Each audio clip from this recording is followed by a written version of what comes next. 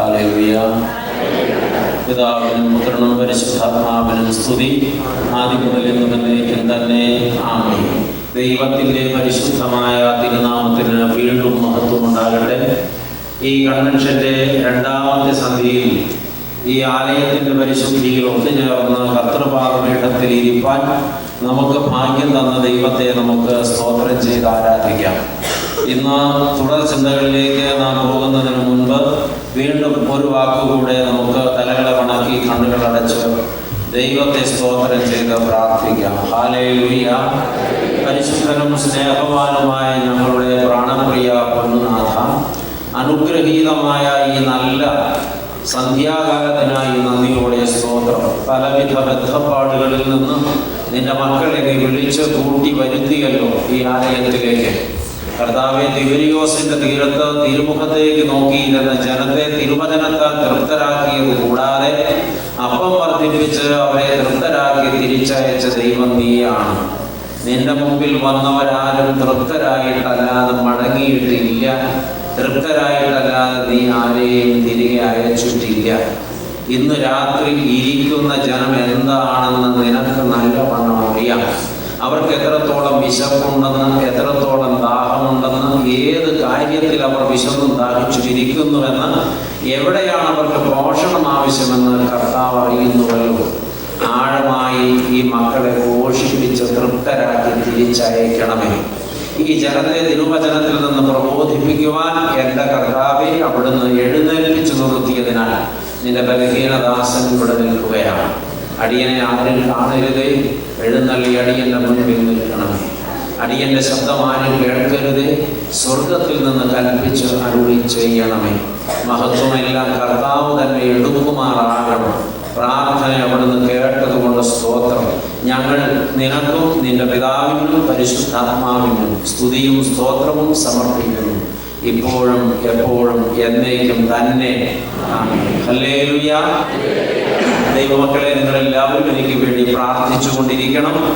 നിങ്ങൾ വിളമ്പുന്നത് കഴിക്കാനിരിക്കുമ്പോൾ വിളമ്പുകാരന് വേണ്ടി പ്രാർത്ഥിക്കണം. സ്തോത്രം.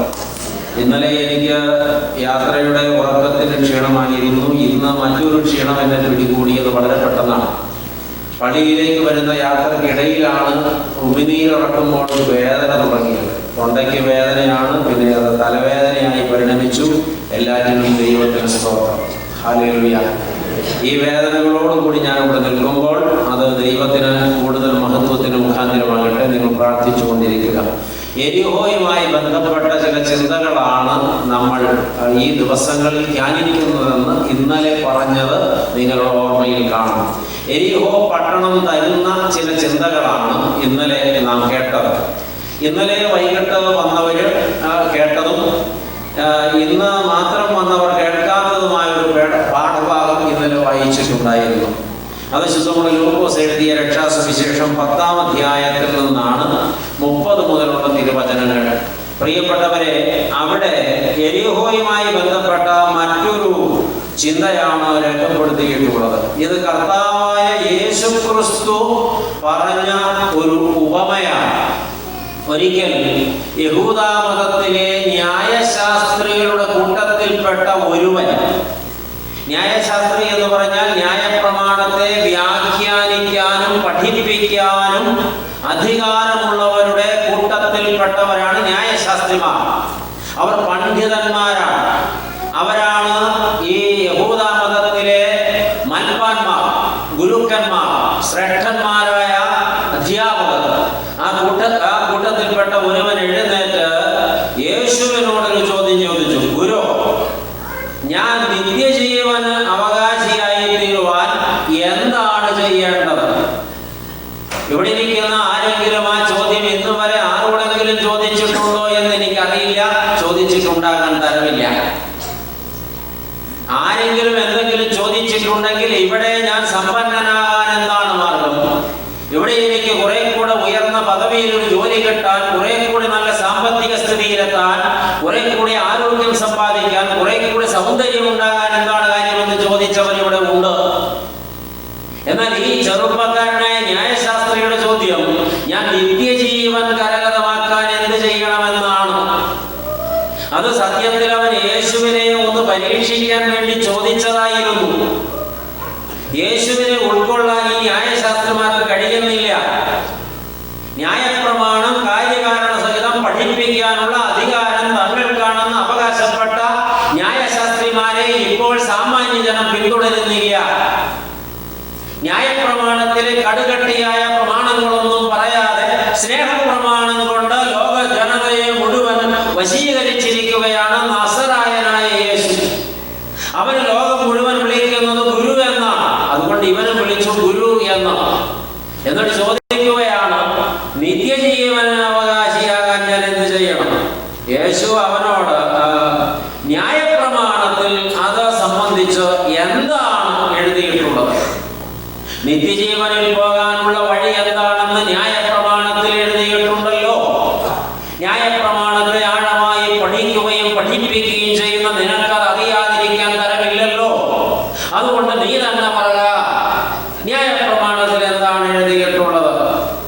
അപ്പോൾ അവൻ പറഞ്ഞു, ന്യായപ്രമാണത്തിൽ നിത്യജീവനിൽ കടപ്പാനുള്ള വഴി പറഞ്ഞിട്ടുള്ളത് ഇങ്ങനെയാണ്: നിന്റെ ദൈവമായ കർത്താവിനെ പൂർണ്ണ ഹൃദയത്തോടെ നീ സ്നേഹിക്കണം, പൂർണ്ണ ആത്മാവോടുകൂടെ നീ സ്നേഹിക്കണം, പൂർണ്ണ ശക്തിയോടുകൂടെ നീ സ്നേഹിക്കണം, പൂർണ്ണ മനസ്സോടുകൂടെ നീ സ്നേഹിക്കണം.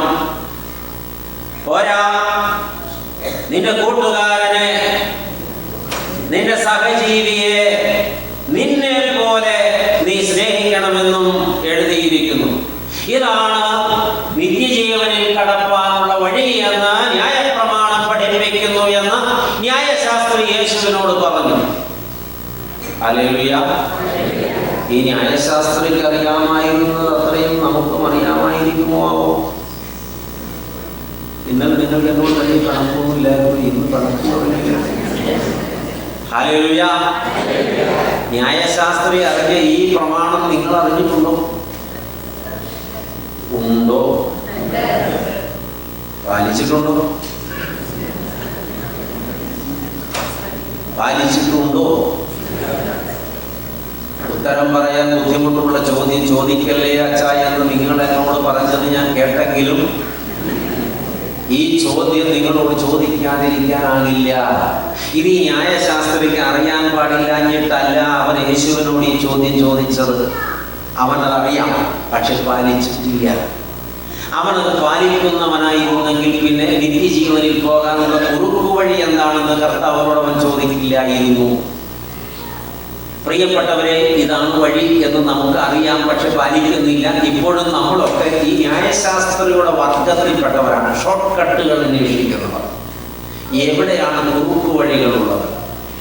ഇവൻ വ്യക്തമായി ഉത്തരം പറഞ്ഞു കഴിഞ്ഞപ്പോൾ യേശു അവനോട് പറഞ്ഞു, നീ പോയി അങ്ങനെ തന്നെ ചെയ്യുക, അതാണ് നിത്യജീവൻ പ്രാപിക്കാനുള്ള വഴി. ഹല്ലേലൂയ. ഹല്ലേലൂയ എന്ന് പറയരുതെന്ന് ഇന്നലെ ഞാൻ പറഞ്ഞതാണ്. ഹല്ലേലൂയ. നീ പോയി അത് തന്നെ ചെയ്യുക. ആമേൻ.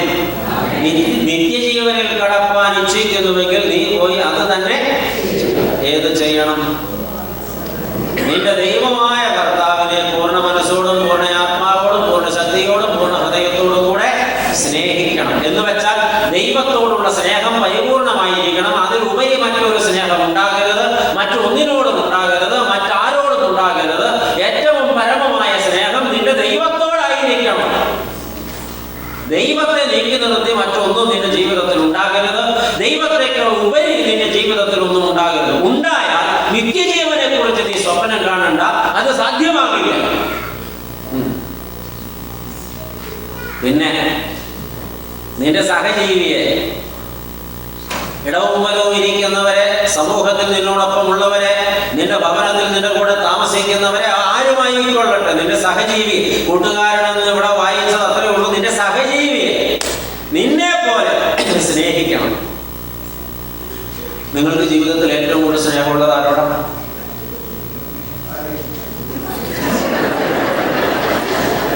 കാര്യം കൂടെ സമ്മതിച്ചെങ്കിൽ നല്ലതായി.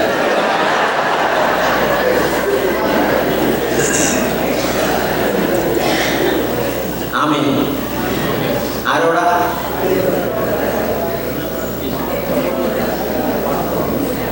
അവസരോചിതമായി സൂത്രത്തിൽ കള്ളം പറയാൻ വിട്ടുകൊടുക്കലാണ് മലയാളി. പ്രിയപ്പെട്ടവരെ, സകല മനുഷ്യരും ജീവിതത്തിൽ ഏറ്റവും കൂടുതൽ സ്നേഹിക്കുന്നത് അവരെ തന്നെയാണ്. സ്വസ്നേഹികളാണ് നമ്മളെല്ലാവരും. ആമേൻ. ഈ എനിക്ക് എന്നോടാണ് ഏറ്റവും കൂടുതൽ സ്നേഹമെന്നുള്ളത് കൊണ്ട് ഞാൻ എന്നോട് മിക്കപ്പോഴും പിണങ്ങാറില്ല ഒരിക്കലും. ഹല്ലേലൂയ. എന്നോട് എനിക്ക് ഏറ്റവും കൂടുതൽ സ്നേഹമുള്ളത് കൊണ്ടാണ് എനിക്ക് എന്നോട് പിണങ്ങാൻ കഴിയാത്തത്, വഴക്കുണ്ടാക്കാൻ കഴിയാത്തത്. എന്ത് തെറ്റ് ഞാൻ ചെയ്താലും ഞാൻ എന്നെ നീതീകരിക്കുന്നത്, ന്യായീകരിക്കുന്നത്, ഞാൻ എന്നെ സ്നേഹിക്കുന്നത് കൊണ്ടാണ്. മറ്റൊരാളോട് ആ മനോഭാവം എനിക്ക് ഇല്ലാത്തത് കൊണ്ടാണ്. മറ്റൊരാളിൽ ഒരു തെറ്റെന്ന് അത് കാണുന്നത് എൻ്റെ കാഴ്ചപ്പാടിൽ അത് തെറ്റെന്ന് തോന്നുമ്പോൾ, എൻ്റെ ചിന്താഗതിക്ക് അത് തെറ്റെന്ന് തോന്നുമ്പോൾ, എനിക്ക് ഉൾക്കൊള്ളാനാകാത്തതെന്ന് തോന്നുമ്പോൾ മറ്റൊരാളോട് പിണങ്ങുന്നത്, കലഹിക്കുന്നത്, വഴക്കുണ്ടാക്കുന്നത് എന്നോട് എനിക്ക് തോന്നുന്ന മനോഭാവം അവരോട് എനിക്ക് ഇല്ലാത്തത് കൊണ്ടാണ്. അപ്പോൾ ഞാൻ ആരെയാണ് അധികം സ്നേഹിക്കുന്നതെന്ന് ഇനി നിങ്ങൾ പറയും. അച്ഛൻ്റെ കാര്യം അങ്ങനെയൊക്കെ തന്നെയായിരിക്കും. പക്ഷെ ഞങ്ങളുടെ കാര്യം മുമ്പ് പറഞ്ഞത് തന്നെയാണെന്നല്ലേ ഇപ്പൊ നിങ്ങൾ പറയാൻ ശ്രമിച്ചത്. നന്ദിയുണ്ട്.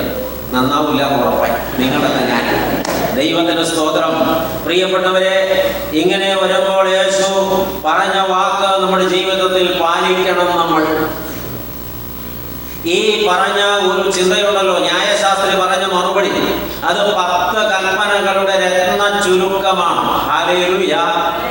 ന്യായപ്രമാണത്തിലെ 10 കൽപ്പനകളുടെ രത്ന ചുരുക്കമാണ്. ദൈവം മോശെ മുഖാന്തരം ഇസ്രായേലിൽ കൽപ്പിച്ചു കൊടുത്ത കൽപ്പനകൾ നമ്പർ പറഞ്ഞു ഉറപ്പില്ല 10. ഈ 10 കൽപ്പനകളെ 2 കൽപ്പനകളാക്കി ചുരുക്കി യേശു. അതാണ് ഈ പറഞ്ഞത്. അത് ന്യായപ്രമാണത്തിൽ തന്നെ പറഞ്ഞിട്ടുള്ളതാണ്. ഈ 2 കൽപ്പനകൾ പാലിക്കുന്നവൻ 10 കൽപ്പനകൾ പാലിക്കുന്നു എന്ന് തന്നെയാണ് വിവക്ഷ. ആദ്യത്തെ 4 കൽപ്പനകൾ മനുഷ്യനും ദൈവവും തമ്മിലുള്ള ബന്ധത്തെ കുറിച്ചുള്ളവയാണ്. നിന്റെ ദൈവമായ കർത്താവല്ലാതെ വേറൊരു ദൈവം നിനക്ക് ഉണ്ടാകരുത്. വിഗ്രഹമായ യാതൊന്നും നീ ഉണ്ടാക്കരുത്, വന്ദിക്കരുത്, പൂജിക്കരുത്, ആരാധിക്കരുത്. നിന്റെ ദൈവമായ കർത്താവിന്റെ ശാബതനെ നീ വിശുദ്ധമായി ആചരിച്ചു കൊള്ളണം. നിന്റെ ദൈവമായ കർത്താവിന്റെ നാമത്തിൽ നീ വ്യാജമായി സത്യം ചെയ്യരുത്. ഈ 4 കൽപ്പനകളും മനുഷ്യനും ദൈവവും തമ്മിലുള്ള ബന്ധത്തെ സൂചിപ്പിക്കുന്നവയാണ്. നീയും നിന്റെ ദൈവവും തമ്മിലുള്ള ബന്ധം നേരെയായിരിക്കണം. അതിനെക്കുറിച്ചാണ് പറഞ്ഞത്. ദൈവമായ കർത്താവിനെ പൂർണ്ണ മനസ്സോടെ, പൂർണ്ണ ആത്മാവോടെ, പൂർണ്ണ ശക്തിയോടെ, പൂർണ്ണ ഹൃദയത്തോടെ നീ സ്നേഹിക്കണമെന്ന്. പിന്നെ ശേഷം കൽപ്പനകൾ 6. ഈ 6 കൽപ്പനകൾക്കുള്ളത് പ്രത്യേകത ഇത് മനുഷ്യ ബന്ധത്തെ കുറിച്ചുള്ളവയാണ്. നിനക്ക് ദീർഘായുസ്സുണ്ടായിരിക്കാൻ, നിനക്ക് അനുവദിച്ച ആയുസ് മുഴുവൻ നീ ഈ ഭൂമിയിൽ ജീവിച്ചു തീർക്കാൻ, നിനക്ക് അനുവദിച്ച അരിയുടെ പാതി തീരും മുമ്പ് നിന്റെ പെട്ടിക്ക് വില പറയാതിരിക്കാൻ, നിന്റെ അപ്പനെയും അമ്മയെയും ബഹുമാനിക്കണം. ഒന്നും മനസ്സിലായിട്ടില്ല. ദൈവത്തിന് സ്തോത്രം. ദീർഘായുസ്സുണ്ടായിരിക്കാനുള്ള മാനദണ്ഡമാണ് ഈ പറഞ്ഞത്. അപ്പനെയും അമ്മയെയും, എന്തോ കുഴപ്പമുണ്ടല്ലോ ഇവിടെ, അപ്പനെയും അമ്മയെയും ബഹുമാനിക്കണം. ഹല്ലേലൂയ. അവർക്ക് ദീർഘായുസ്സുണ്ടാകും. പിന്നെ പറഞ്ഞു, കൊല ചെയ്യരുത്. ആരാരെ കൊല ചെയ്യുന്നു? നീ നിന്റെ സഹജീവിയെ കൊല ചെയ്യരുത്, മോഷ്ടിക്കരുത്, വ്യഭിചാരം ചെയ്യരുത്. പിന്നെന്താ പറഞ്ഞു? കള്ളസത്യം ചെയ്യരുത്, കള്ളസാക്ഷ്യം പറയരുത്. നിന്റെ കൂട്ടുകാരന്, നിന്റെ അയൽക്കാരനുള്ള ഒന്നിനെ കുറിച്ച് നിനക്ക് മോഹം തോന്നരുത്. ഈ 6 കൽപ്പനകൾ പാലിക്കപ്പെടാനുള്ള ഷോർട്ട് കട്ടാണ് പറഞ്ഞത്. നിന്റെ സഹജീവിയെ നിന്നെ പോലെ സ്നേഹിക്കുക. ആമേൻ. സ്നേഹിക്കുന്ന ഒരാൾക്ക് ഉപദ്രവം ചെയ്യാനോ, സ്നേഹിക്കുന്ന ഒരാളെ കവർന്നെടുക്കാനോ, സ്നേഹിക്കുന്ന ഒരാളെ വ്യഭിചരിക്കാനോ ആർക്കും കഴിയില്ല. കഴിയുന്നെങ്കിൽ അവിടെ സ്നേഹമില്ലെന്നാണ് അതിന്റെ അർത്ഥം. ആമേൻ. അപ്പോൾ ഈ കൽപ്പനകളെല്ലാം നീ പാലിച്ചാൽ വാസ്തവമായും നീ നിത്യജീവൻ കൈവശപ്പെടുന്നു. അപ്പോൾ ഉത്തരം മുട്ടിപ്പോയ ന്യായശാസ്ത്രി ഒരു ചോദ്യം കർത്താവിനോട് തിരിച്ചു വീണ്ടും ചോദിച്ചു, ആരാണ് എന്റെ കൂട്ടുകാരൻ? ഞാൻ എങ്ങനെ അറിയും ആരാണ് എന്റെ കൂട്ടുകാരൻ എന്ന്? അതിന് യേശു പറഞ്ഞ മറുപടിയാണ് ഈ ഉപമ. ഞാൻ തുറന്ന് പറയുന്നതിന് വിരോധം വല്ലതും ഉണ്ടോ? നിങ്ങൾ നോട്ടം സഹിക്കാൻ പറ്റാതെ ദൈവത്തിന് സ്തോത്രം. അതിന് യേശു പറഞ്ഞ മറുപടിയാണ് ഈ ഉപമ. എന്താണ് ഈ ഉപമയിൽ വായിച്ചത്? ഒരു മനുഷ്യൻ യെരൂശലേമിൽ നിന്ന് യെരിഹോവിലേക്ക് പോവുകയായിരുന്നു. ഇതാണ് യേശു പറഞ്ഞ ഉപമ. ആ ഉപമ അറിയാൻ പാടില്ലാത്ത ആരും ഇവിടെ ഇരിപ്പില്ലെന്നാണ് എൻ്റെ വിചാരം. അറിയാൻ പാടില്ലാത്ത ആരെങ്കിലും ഇവിടെ ഇരിപ്പുണ്ടെങ്കിൽ അവർക്ക് അങ്ങനെ തന്നെ വേണം. വേദപുസ്തകം വായിക്കാൻ തന്നെ കുഴപ്പമില്ല. ദൈവത്തിന് സ്തോത്രം. പ്രിയപ്പെട്ടവരെ, ഈ ഉപമ അത് വളരെ മനോഹരമായി യേശു പറഞ്ഞ ഒരു ഉപമയാണ്. ഒരു മനുഷ്യൻ യെരൂശലേമിൽ നിന്ന് യെരിഹോവിലേക്ക് ഏകനായി യാത്ര ചെയ്യുകയാണ്. നിങ്ങൾ ആരെങ്കിലും യെരൂശലേമിൽ പോയിട്ടുണ്ടോ? ഉണ്ട്. യെരൂശലേമിൽ പോയിട്ടുള്ളവർ യെരിഹോയിലും പോയിട്ടുണ്ടാകും. അതെനിക്ക് ഉറപ്പാണ്. അല്ലാതെ തിരിച്ചു പോന്നിട്ടുണ്ടെങ്കിൽ അത് നഷ്ടമാണ്. ഞാൻ ഈ സ്ഥലങ്ങളിലൊക്കെ പല വട്ടം സഞ്ചരിച്ചിട്ടുണ്ട്. അതുകൊണ്ട് ഇത് പറയുമ്പോൾ ഈ ചിത്രങ്ങളൊക്കെ എൻ്റെ മനസ്സിലുണ്ട്. ഈ ഉപമയിലെ ചില വ്യക്തമായ സൂചനകൾ, ചില ചിന്തകൾ ഇന്ന് നിങ്ങളോട് പങ്കിടാൻ ആഗ്രഹിക്കുകയാണ്. ഒന്ന്, യെരൂശലേമിൽ നിന്നാണ് ഈ മനുഷ്യൻ യാത്ര ആരംഭിക്കുന്നത്. യെരൂശലേം ദൈവത്തിന്റെ ഭവനമാണ്. ഹല്ലേലൂയ. അത്യുന്നതനായ ദൈവം അധിവാസം കൊള്ളുന്ന ദൈവാലയം സ്ഥിതി ചെയ്യുന്ന സ്ഥലമാണ് യെരൂശലേം. അപ്പോൾ യെരൂശലേം ദൈവഭവനമാണ്, ദൈവത്തിന്റെ ആലയം കുടികൊള്ളുന്ന ഇടമാണ്. യെരൂശലേമിൽ ഒരാൾ താമസിക്കുക എന്ന് വെച്ചാൽ ദൈവത്തിന്റെ ചിറകിന്റെ കീഴിൽ സുരക്ഷിതമായി താമസിക്കുക എന്നാണ് അതിന്റെ അർത്ഥം. വേറൊരർത്ഥത്തിൽ പറഞ്ഞാൽ യെരൂശലേം ദൈവത്തിന്റെ ഭവനമായാൽ അത് സ്വർഗത്തിന്റെ പ്രതീകമാണ്. ആമേൻ. യെരൂശലേമിൽ ഒരാൾ താമസിക്കുക എന്ന് പറഞ്ഞാൽ സ്വർഗത്തിൽ വസിക്കുക എന്നാണ് അതുകൊണ്ട് ആത്മീകമായി അർത്ഥമാക്കുന്നത്. ഈ മനുഷ്യൻ യെരൂശലേമിൽ താമസിച്ചിരുന്നവനാണ്. ദൈവത്തിന്റെ ചിറകിന്റെ കീഴിൽ അഭയം കൊണ്ടിരുന്നവനാണ്. വേറൊരർത്ഥത്തിൽ പറഞ്ഞാൽ സ്വർഗ സന്തോഷത്തിൽ വസിച്ചിരുന്നവനാണ്. അവിടെ ദൈവം അവന് സുരക്ഷിതത്വം നൽകുന്നുണ്ട്. അവൻ ഒന്നിനും മുട്ടില്ല. അവൻ എല്ലാ അർത്ഥത്തിലും സമ്പന്നനാണ്, സംതൃപ്തനാണ്. കാരണം ദൈവ സാന്നിധ്യത്തിലാണ് അവൻ പാർക്കുന്നത്. ആമേൻ. ഹല്ലേലൂയ. ഒരു ദൈവ പൈതൽ താമസിക്കേണ്ടത് യെരൂശലേമിലാണ്. ഈ ഇരിക്കുന്ന മുഴുവൻ ആളുകളും വാസ്തവമായും താമസിക്കേണ്ടത് യെരൂശലേമിലാണ്. ദൈവത്തിന്റെ ചിറകിന്റെ നിഴലിലാണ്, ദൈവത്തിന്റെ സംരക്ഷണത്തിനുള്ളിലാണ്, ദൈവത്തിന്റെ കരുതൽ അനുഭവിച്ചുകൊണ്ടാണ്. അങ്ങനെ ജീവിക്കുന്ന ഒരാൾ സുരക്ഷിതനാണ്, സുരക്ഷിതയാണ്. അവർക്ക് ആശങ്കപ്പെടാൻ കാര്യമില്ല, സങ്കടപ്പെടാൻ കാര്യമില്ല, ഒന്നിനെ കുറിച്ചും അവർക്ക് ആവലാതികളില്ല. കാരണം എന്റെ ദൈവത്തിന്റെ ചിറകടിക്ക് കീഴിൽ ഞാൻ സുരക്ഷിതനായി ഇരിക്കുന്നു എന്നാണ് യെരൂശലേമിൽ താമസിക്കുന്നയാളുടെ ആന്തരിക ബോധം. ആമേൻ. പിന്നെ എന്തിനു ഭയപ്പെടണം? ഹല്ലേലൂയ. അവിടെയാണ് എല്ലാവരും താമസിക്കേണ്ടത്. അതാണ് ഒരു വിശ്വാസിയുടെ ശാശ്വതവും സുരക്ഷിതവുമായ ഇടം. അപ്പോ നിങ്ങൾ ചോദിക്കും, അച്ഛാ ഞങ്ങളൊക്കെ ഇവിടെ നിന്ന് ഇനി വിറ്റുപിറക്കി യെരൂശലേമിൽ പോകണമോ? ചെന്നാൽ അവിടെ വാങ്ങാൻ സ്ഥലം കിട്ടുമോ? പറഞ്ഞതിന്റെ അർത്ഥം അങ്ങനെ പോകണമെന്നല്ല. ദൈവത്തിന്റെ സുരക്ഷിതത്വത്തിന്റെ കീഴിലിരിക്കണം. ഹല്ലേലൂയ. ലോകത്തെ എവിടെ പാർക്കുമ്പോഴും ഒരു ബോധം വേണം, ഞാൻ എൻ്റെ ദൈവത്തിന്റെ ചിറകടിക്ക് കീഴിലാണ് എന്ന ബോധം. ആമേൻ. ഞാൻ ആ പരിധി വിട്ട് പോയിട്ടില്ല എന്ന ബോധം. ദൈവ സുരക്ഷിതത്വത്തിന് ഉള്ളിലാണ് ഞാൻ എന്ന ബോധം. ഹല്ലേലൂയ. അതങ്ങനെയല്ലേ യേശു യെരൂശലേമിനെ നോക്കി വിലാപം കഴിച്ചപ്പോൾ പറഞ്ഞത്?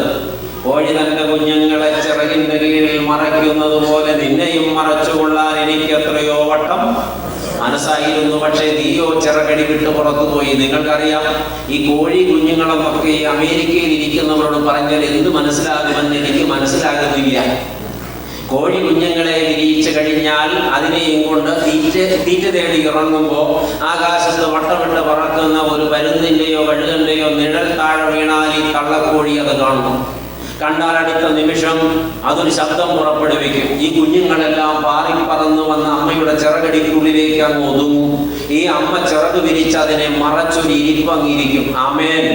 പിന്നെ ആകാശത്ത് വട്ടമിട്ട് പറക്കുന്ന പരുന്ത് എത്ര വട്ടം താഴെ നോക്കിയാലും കുഞ്ഞുങ്ങളെ കാണില്ല, റാഞ്ചിക്കൊണ്ടു പോകാൻ. ചിറകടിക്ക് കീഴിൽ സുരക്ഷിതമാണ്. ഇതിൽ ഏതെങ്കിലും ഒരു കുഞ്ഞ് അമ്മയുടെ ചിറകടിക്ക് കീഴിലെ സുരക്ഷിതത്വം എനിക്ക് വേണ്ടെന്ന് നനച്ചിട്ട് പുറത്ത് പരതി നടന്നാൽ കഴുകന്റെ നഖങ്ങൾക്കിടയിൽ, ഈ പരുന്തിന്റെ നഖങ്ങൾക്കിടയിൽ അത് പിടിക്കപ്പെടും. പിന്നെ അതിന്റെ കാര്യം നമുക്ക് ഊഹിക്കാം. അപ്പോൾ നമ്മൾ സുരക്ഷിതത്വം കണ്ടെത്തേണ്ട ഇടമാണ് യെരൂശലേം. ആമേൻ. അവിടെ നിന്നാണ് ഒരു മനുഷ്യൻ യാത്ര പുറപ്പെട്ടു പോയത്. അതും ഏകനായി. എവിടേക്ക് പോയി? യെരിഹോവിലേക്ക് പോയി. അതാണല്ലോ നമ്മുടെ പ്രധാനപ്പെട്ട, നമ്മുടെ പ്രസംഗത്തിലെ കഥാപാത്രം ഈ യെരൂശലേമാണല്ലോ, അല്ല യെരിഹോയാണല്ലോ. അവൻ യെരിഹോവിലേക്ക് പോയി. യെരിഹോ പ്രതീകാത്മകമായി പറഞ്ഞാൽ അത് നരകത്തിന്റെ പ്രതീകമാണ്. യെരൂശലേം സ്വർഗത്തിന്റെ പ്രതീകമാണെങ്കിൽ, ദൈവാധിവാസത്തിന്റെ സ്ഥലമാണെങ്കിൽ, യെരിഹോ പ്രതീകാത്മകമായി നരകത്തിന്റെ പ്രതീകമാണ്. അത് പിശാചിന്റെ അധിവാസ സ്ഥലം, അത് പാപം പെരുത്തിരിക്കുന്ന സ്ഥലമാണ്. ഇന്നലെ കേട്ടതാണ് യെരിഹോയെ കുറിച്ച്. യെരൂശലേമിനെ അപേക്ഷിച്ച് വളരെ സമുദ്രനിരപ്പിൽ നിന്ന് വളരെ വളരെ വളരെ വളരെ താഴെ കിടക്കുന്ന ഒരു സ്ഥലമാണ് യെരിഹോ. ദൈവത്തോടുള്ള മത്സരത്തിന്റെ പ്രതീകമാണ് യെരിഹോ. ഇന്നലെ പറഞ്ഞതാണ്, പാപമ്ലേച്ഛതകളുടെ കൂത്തരങ്ങാണ് യെരിഹോ. പാപവും മത്സരവുമുള്ള തലമുറ വസിച്ചിരുന്നതും ദൈവത്താൽ തകർക്കപ്പെട്ടതുമായ പട്ടണമാണ് യെരിഹോ. അവിടം ദൈവമക്കൾക്ക് ഒരിക്കലും സുരക്ഷിതമല്ല. ആമേൻ. ദൈവമക്കൾക്ക് ഒരിക്കലും സുരക്ഷിതമല്ല. യെരിഹോയിൽ എന്തൊക്കെ ആസ്വാദനങ്ങൾ ഉണ്ടെങ്കിലും അത് തേടി യെരിഹോവിലേക്ക് പോകുന്ന ദൈവമക്കൾ അറിയണം, അത് നിനക്കുള്ള സ്ഥലമല്ല, അത് അപകടം നിറഞ്ഞ ഇടമാണ്. ആമേൻ. ദൈവസന്നിധിയിൽ നിന്ന് അകലാനിച്ഛിക്കുന്ന ഒരാൾക്കല്ലാതെ യെരിഹോ നോക്കി പോകാൻ കഴിയില്ല. ആ യാത്ര അവനെ സംബന്ധിച്ച് അവന് നഷ്ടം വരുത്തും. അപ്പോൾ ഒരു ദൈവ പൈതൽ പാർക്കേണ്ടത് യെരിഹോയിലല്ല, അത് പാപമുള്ള സ്ഥലമാണ്. ആസ്വാദനങ്ങൾ ധാരാളമുണ്ട് നിശ്ചയം, പക്ഷേ അത് പാപമുള്ള സ്ഥലമാണ്. അത് മ്ലേച്ഛത കുമിഞ്ഞുകൂടുന്ന സ്ഥലമാണ്. അത് ദൈവത്തെ വെല്ലുവിളിക്കുന്ന സ്ഥലമാണ്. അത് മത്സരികൾ പാർക്കുന്ന സ്ഥലമാണ്. അത് നാശയോഗ്യമായ ഇടമാണ്. അവിടെയല്ല ഒരു ദൈവ പൈതൽ താമസിക്കേണ്ടത്. ആമേൻ. അപ്പോൾ യെരൂശലേം ദൈവത്തിന്റെ ഭവനം 1, യെരിഹോ പിശാചിന്റെ ഭവനം 2. യെരൂശലേം സുരക്ഷിതത്വത്തിന്റെ ഇടം, യെരിഹോ പാപമ്ലേച്ഛതകളുടെ അപകടത്തിന്റെ ഇടം. ഈ ഉപമ തരുന്ന മൂന്നാമത്തെ ചിന്ത, ഒരു മനുഷ്യൻ യെരൂശലേമിൽ നിന്ന് യെരിഹോവിലേക്ക് പോകുന്നു. ഈ യാത്രക്കാരൻ ദൈവസന്നിധിയിൽ നിന്ന് അകന്ന് പാപത്തിലേക്ക് വഴിതെറ്റി പോകുന്ന ഒരു വിശ്വാസിയുടെ പ്രതീകമാണ്. ആമേൻ.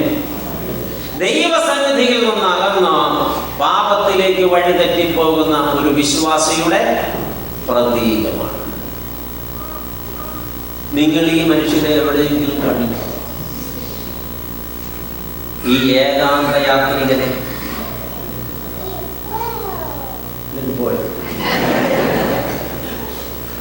എവിടെയെങ്കിലും വെച്ച് കണ്ടിട്ടുണ്ടോ? ഈ യാത്രക്കാരനെ മനസ്സിലാകാത്തത് കൊണ്ടാണ്. നിങ്ങൾ കണ്ടിട്ടുണ്ട്. എപ്പോഴൊക്കെ നിങ്ങൾ കണ്ണാടിയിൽ നോക്കിയിട്ടുണ്ടോ, അപ്പോഴൊക്കെ നിങ്ങൾ കണ്ടിട്ടുള്ളത് അവനെയാണ്, അവളെയാണ്. മനസ്സിലാകാത്തത് കൊണ്ടാണ്. ഇപ്പൊ നിങ്ങൾക്ക് ആളെ മനസ്സിലായില്ലേ? ആ ആളെ കുറിച്ചാണ് ഇനി സംസാരിക്കുന്നത്. Hallelujah, hallelujah, hallelujah. 2ാം ദിവസം ആരംഭമായപ്പോഴേക്കും എൻ്റെ ദൈവമേ ഹല്ലേലൂയ ഓർത്തും മരിക്കുന്നു. നാളേക്ക് മരിക്കുമോ? ദൈവത്തിന് സ്തോത്രം. പ്രിയപ്പെട്ടവരെ, ജഡത്തെയും ജഡസുഖത്തെയും പ്രണയിക്കുന്നവർക്ക് ദൈവസന്നിധിയിൽ ആസ്വാദനം കണ്ടെത്താൻ കഴിയുന്നില്ല. ജഡത്തെയും ജഡസുഖത്തെയും പ്രണയിക്കുന്നവർക്ക് ദൈവവചനത്തിൽ ആസ്വാദനം കണ്ടെത്താൻ കഴിയുന്നില്ല. ദൈവത്തെ സ്നേഹിക്കുന്നവർക്ക്, ദൈവകർമ്മകളെ ധ്യാനിക്കുന്നവർക്ക് ദൈവസന്നിധിയിൽ ആസ്വാദനങ്ങളുണ്ട്. അവർക്ക് ദൈവവചനം വായിക്കുന്നത് ആസ്വാദനമാണ്, അത് കേൾക്കുന്നത് ആസ്വാദനമാണ്, ദൈവവചനം ദൈവനാമത്തിൽ പാടുന്നത് ആസ്വാദനമാണ്, ദൈവത്തെ ആരാധിക്കുന്നത് ആസ്വാദനമാണ്. അവരതങ്ങ് ആസ്വദിക്കും. ഹല്ലേലൂയ. ആരാധന ആസ്വദിക്കുന്നവർ ആരാധന മടുക്കില്ല. ആത്മീയത ആസ്വദിക്കുന്നവർ ആത്മീയത മടുക്കില്ല. ഒന്നും എല്ലാ കാര്യവും അങ്ങനെ ആസ്വദിക്കുന്ന ഒരു കാര്യവും ഒരു നാളും ഒരാളും മടുക്കില്ല. ശരിയല്ലേ? ഞാൻ പ്രസംഗിക്കുന്നത് ആസ്വദിക്കുന്ന ഒരാളാണ്. അതുകൊണ്ട് ജീവിതത്തിൽ ഇന്നുവരെ പ്രസംഗിച്ച് ഞാൻ മടുത്തിട്ടില്ല. ആമേൻ. ഞാൻ വായന ആസ്വദിക്കുന്ന ഒരാളാണ്. എനിക്ക് താല്പര്യമുള്ളൊരു പുസ്തകം എൻ്റെ കയ്യിൽ കിട്ടിയാൽ പിന്നെ അത് തീരുന്നത് വരെ ഒരു തരം ഭ്രാന്താണ്. വായിച്ച് അത് തീർക്കണമെന്ന ഒരു ത്വരയാണ്. അത് ആസ്വാദനത്തിന്റെ പ്രത്യേകതയാണ്. ആരാധനയിൽ ആസ്വാദനം കണ്ടെത്തുന്നവർ ആരാധനയിൽ ആർജവത്വത്തോടെ പങ്കെടുക്കും. ആമേൻ. ഇനി മദ്യപാനത്തിൽ ആസ്വാദനം കണ്ടെത്തുന്നവർ മടുക്കില്ലെങ്കിലും അത് കുടിച്ച് മരിച്ചാലും അവർ മടുക്കില്ല. എന്താണോ ആസ്വദിക്കുന്നത് അതൊരിക്കലും മടുക്കില്ല. സത്യമല്ലേ? അത് പോസിറ്റീവായാലും നെഗറ്റീവായാലും. പഠനത്തെ ആസ്വദിക്കുന്ന ഒരു കുഞ്ഞും അയ്യോ എനിക്ക് വയ്യ ഞാൻ മടുത്തു എന്ന് പറയില്ല. പഠനം ആസ്വദിക്കണം. ജോലി ആസ്വദിച്ച് ചെയ്യുന്ന ഒരാൾ അയ്യോ ഈ ജോലിയിൽ ഞാൻ മടുത്തു എന്ന ആയുസ്സിൽ ഒരിക്കലും എനിക്ക് എങ്ങനെയെങ്കിലും ഈ ജോലിയിൽ നിന്ന് രക്ഷപ്പെട്ടാൽ മതി, എങ്ങനെയെങ്കിലും എന്താ പറയാ ഷിഫ്റ്റിന്റെ സമയം തീർന്നു കിട്ടിയാൽ മതി, എങ്ങനെയെങ്കിലും എനിക്ക് ഇവിടെ നിന്ന് പുറത്തു കിടന്നാൽ മതി എന്ന് പറയുന്ന ഒരാൾ ആ ജോലി ആസ്വദിക്കുന്നില്ല. ഇവിടെ ഇരിക്കൊണ്ട് ഒരുപാട് കുറ്റവാളികളാണ്. നിങ്ങൾക്ക് ദൈവം തന്ന ജോലി നിങ്ങൾ ആസ്വദിക്കുക. നിങ്ങൾക്ക് ദൈവം തന്ന ജോലി നിങ്ങൾ ആസ്വദിക്കുക. പിന്നെ മടുക്കുന്ന പ്രശ്നമില്ല. ഒരാവേശമാണ് പിന്നെ ജോലിക്ക് പോകാൻ. പിന്നെ ശമ്പളം കിട്ടും. ദൈവത്തിന് സ്തോത്രം. ആസ്വദിക്കുന്നവരാകണം. അതെ, ജഡത്തെയും ജഡസുഖത്തെയും പ്രണയിക്കുന്നവർക്കാണ് ദൈവസന്നിധിയിൽ ആസ്വാദനം കണ്ടെത്താൻ കഴിയാത്തത്. പരപുരുഷനെ പ്രണയിക്കുന്ന ഒരു സ്ത്രീക്കാണ് സ്വന്തം ജീവിത പങ്കാളി ആസ്വാദനം കണ്ടെത്താൻ കഴിയാത്തത്. പരസ്ത്രീയെ പ്രണയിക്കുന്ന ഒരു പുരുഷനാണ് സ്വന്തം ജീവിത പങ്കാളിയിൽ ആസ്വാദനം കണ്ടെത്താൻ കഴിയാത്തത്. കാര്യം മനസ്സിലാകുന്നില്ലേ? ഇല്ലേ? ഇങ്ങനെ തുറച്ചു നോക്കുന്നത് എന്തിനാണ്? സത്യം ഇങ്ങനെ പറയാതിരിക്കാൻ വയ്യ. അതിന്റെ പേരിൽ നിങ്ങൾ എന്നെ ഭീഷണിപ്പെടുത്താൻ മാത്രം നോക്കരുത്. ദൈവത്തെയും ആത്മീയതയെയും സ്നേഹിക്കുന്നവർക്ക് ദൈവസന്നിധിയിൽ ആസ്വാദനങ്ങൾ മാത്രമേ ഉള്ളൂ. അവരൊരിക്കലും യെരൂശലേം വിട്ടു പോകാൻ ഇഷ്ടപ്പെടുകയില്ല. ഹല്ലേലൂയ. അവർ ദൈവത്തിന്റെ ചെറുകടിക്ക് കീഴിൽ താമസിക്കും. ജഡീക ചിന്തയാൽ ഭരിക്കപ്പെടുന്നവർ യെരൂശലേം വിട്ട് യെരിഹോവിലേക്ക് യാത്ര ചെയ്യുന്നു.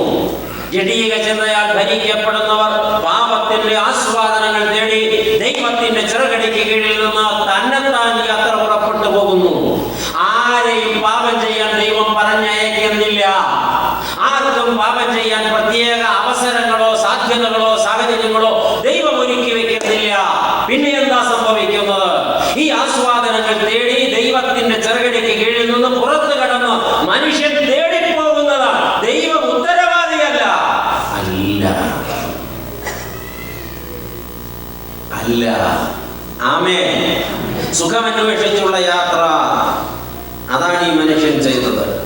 അത് അപകടകരമായ യാത്രയാണ്. ഹല്ലേലൂയ. യെരിഹോവിലേക്കുള്ള യാത്ര അപകടകരമായ യാത്രയാണ്. ഇന്ന് പലരും, അതെ, ഇത് കേട്ടുകൊണ്ടിരിക്കുന്ന പലരും സഞ്ചരിക്കുന്നത് ഈ അപകടകരമായ വഴിയിലൂടെയാണ്. പ്രിയ ദൈവമൈതലേ, നീയും ആ വഴിയിലൂടെയാണോ യാത്ര ചെയ്യുന്നത്? സ്വന്തം മനസാക്ഷിയോട് തിരിഞ്ഞു ചോദിക്കുക, ഞാനും യെരിഹോവിലേക്കുള്ള വഴിയിലാണോ നടക്കുന്നത് എന്ന്. എന്നാൽ അങ്ങനെയാണെങ്കിൽ കുഞ്ഞെ അത് നിനക്ക് പ്രയോജനം ചെയ്യില്ല, അത് നിനക്ക് വലിയ നഷ്ടം വരും. ആമേൻ. യെരൂശലേമാണ് നല്ലത്. ആമേൻ. യെരൂശലേമാണ് നല്ലത്. യെരൂശലേമിൽ ഉള്ളത് പ്രിയപ്പെടുവാൻ കഴിയണം. യെരൂശലേമിനെ സ്നേഹിക്കാൻ കഴിയണം. യെരൂശലേമിൽ പാർക്കാൻ കഴിയണം. ദൈവത്തിന്റെ ചെറുകടിക്ക് കീഴിൽ താമസിക്കണം. അവിടം വിട്ട് എരിഹോവിലേക്ക് നടക്കരുത്. നടന്നു തുടങ്ങിയവർ തിരിച്ചു വരണം. പാതി വഴി ചെന്നവർ ശീഘ്രം തിരിച്ചു വരണം. ആമേൻ.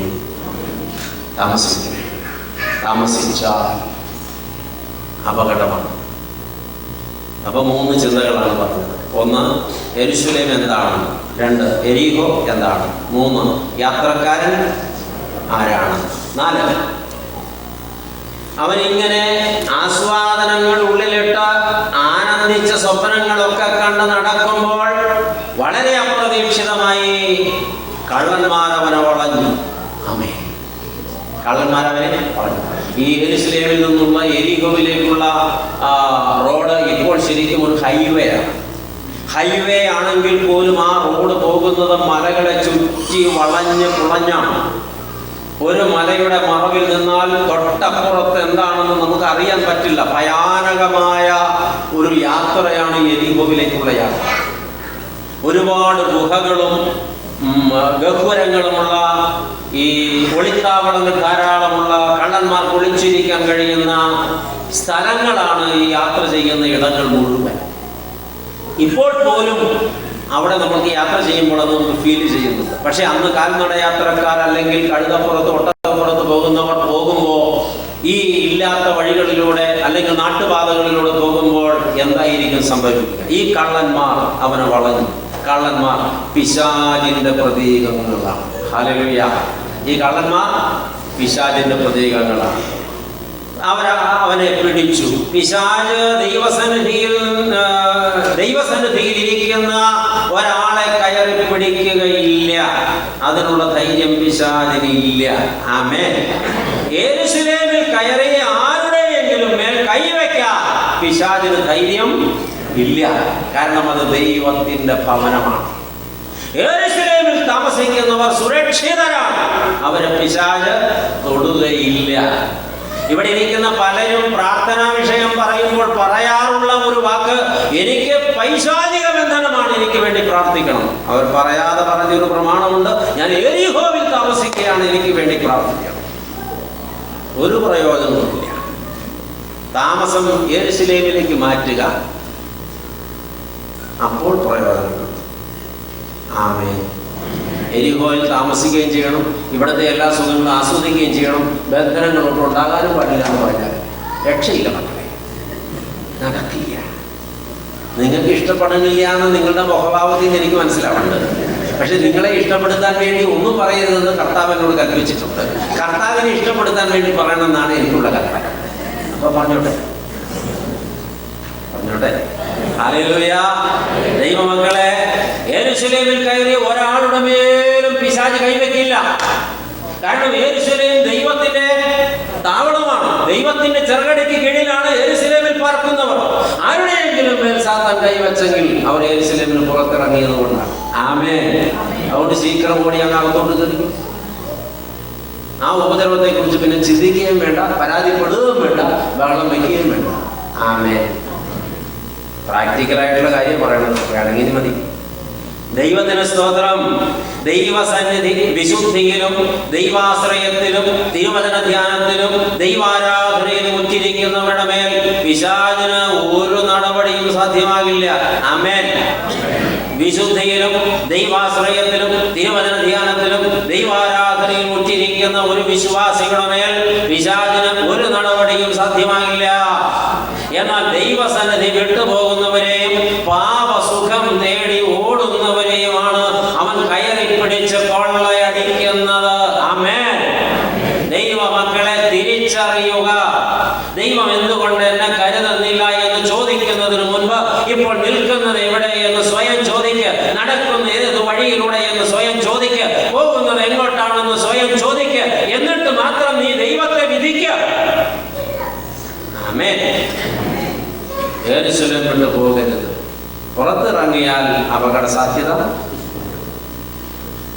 ആമേൻ. ഇത് ദൈവമക്കൾ അറിഞ്ഞിരിക്കേണ്ടതാണ്. പിശാച് ഒരിക്കലും യെരൂശലേമിൽ കയറുന്നില്ല. അവൻ യെരൂശലേമിൽ താമസിക്കുന്നില്ല. യെരൂശലേം നിവാസികളെ അവൻ തൊടുന്നില്ല. അവരുടെ മേൽ അവൻ അധികാരമില്ല, സ്വാധീനമില്ല.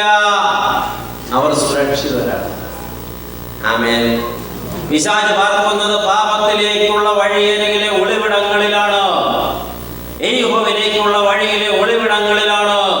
അവന്റെ കണ്ണിൽപ്പെടാതിരിക്കുവാൻ എരിഹോവിലെ പാപസുഖങ്ങളിലേക്കുള്ള യാത്ര അവസാനിപ്പിക്കുക, എരിഹോവിലെ ആസ്വാദനങ്ങൾ വേണ്ടെന്ന് വെക്കുക, എരിഹോവിലെ ആഡംബരങ്ങളെ ഉപേക്ഷിക്കുക.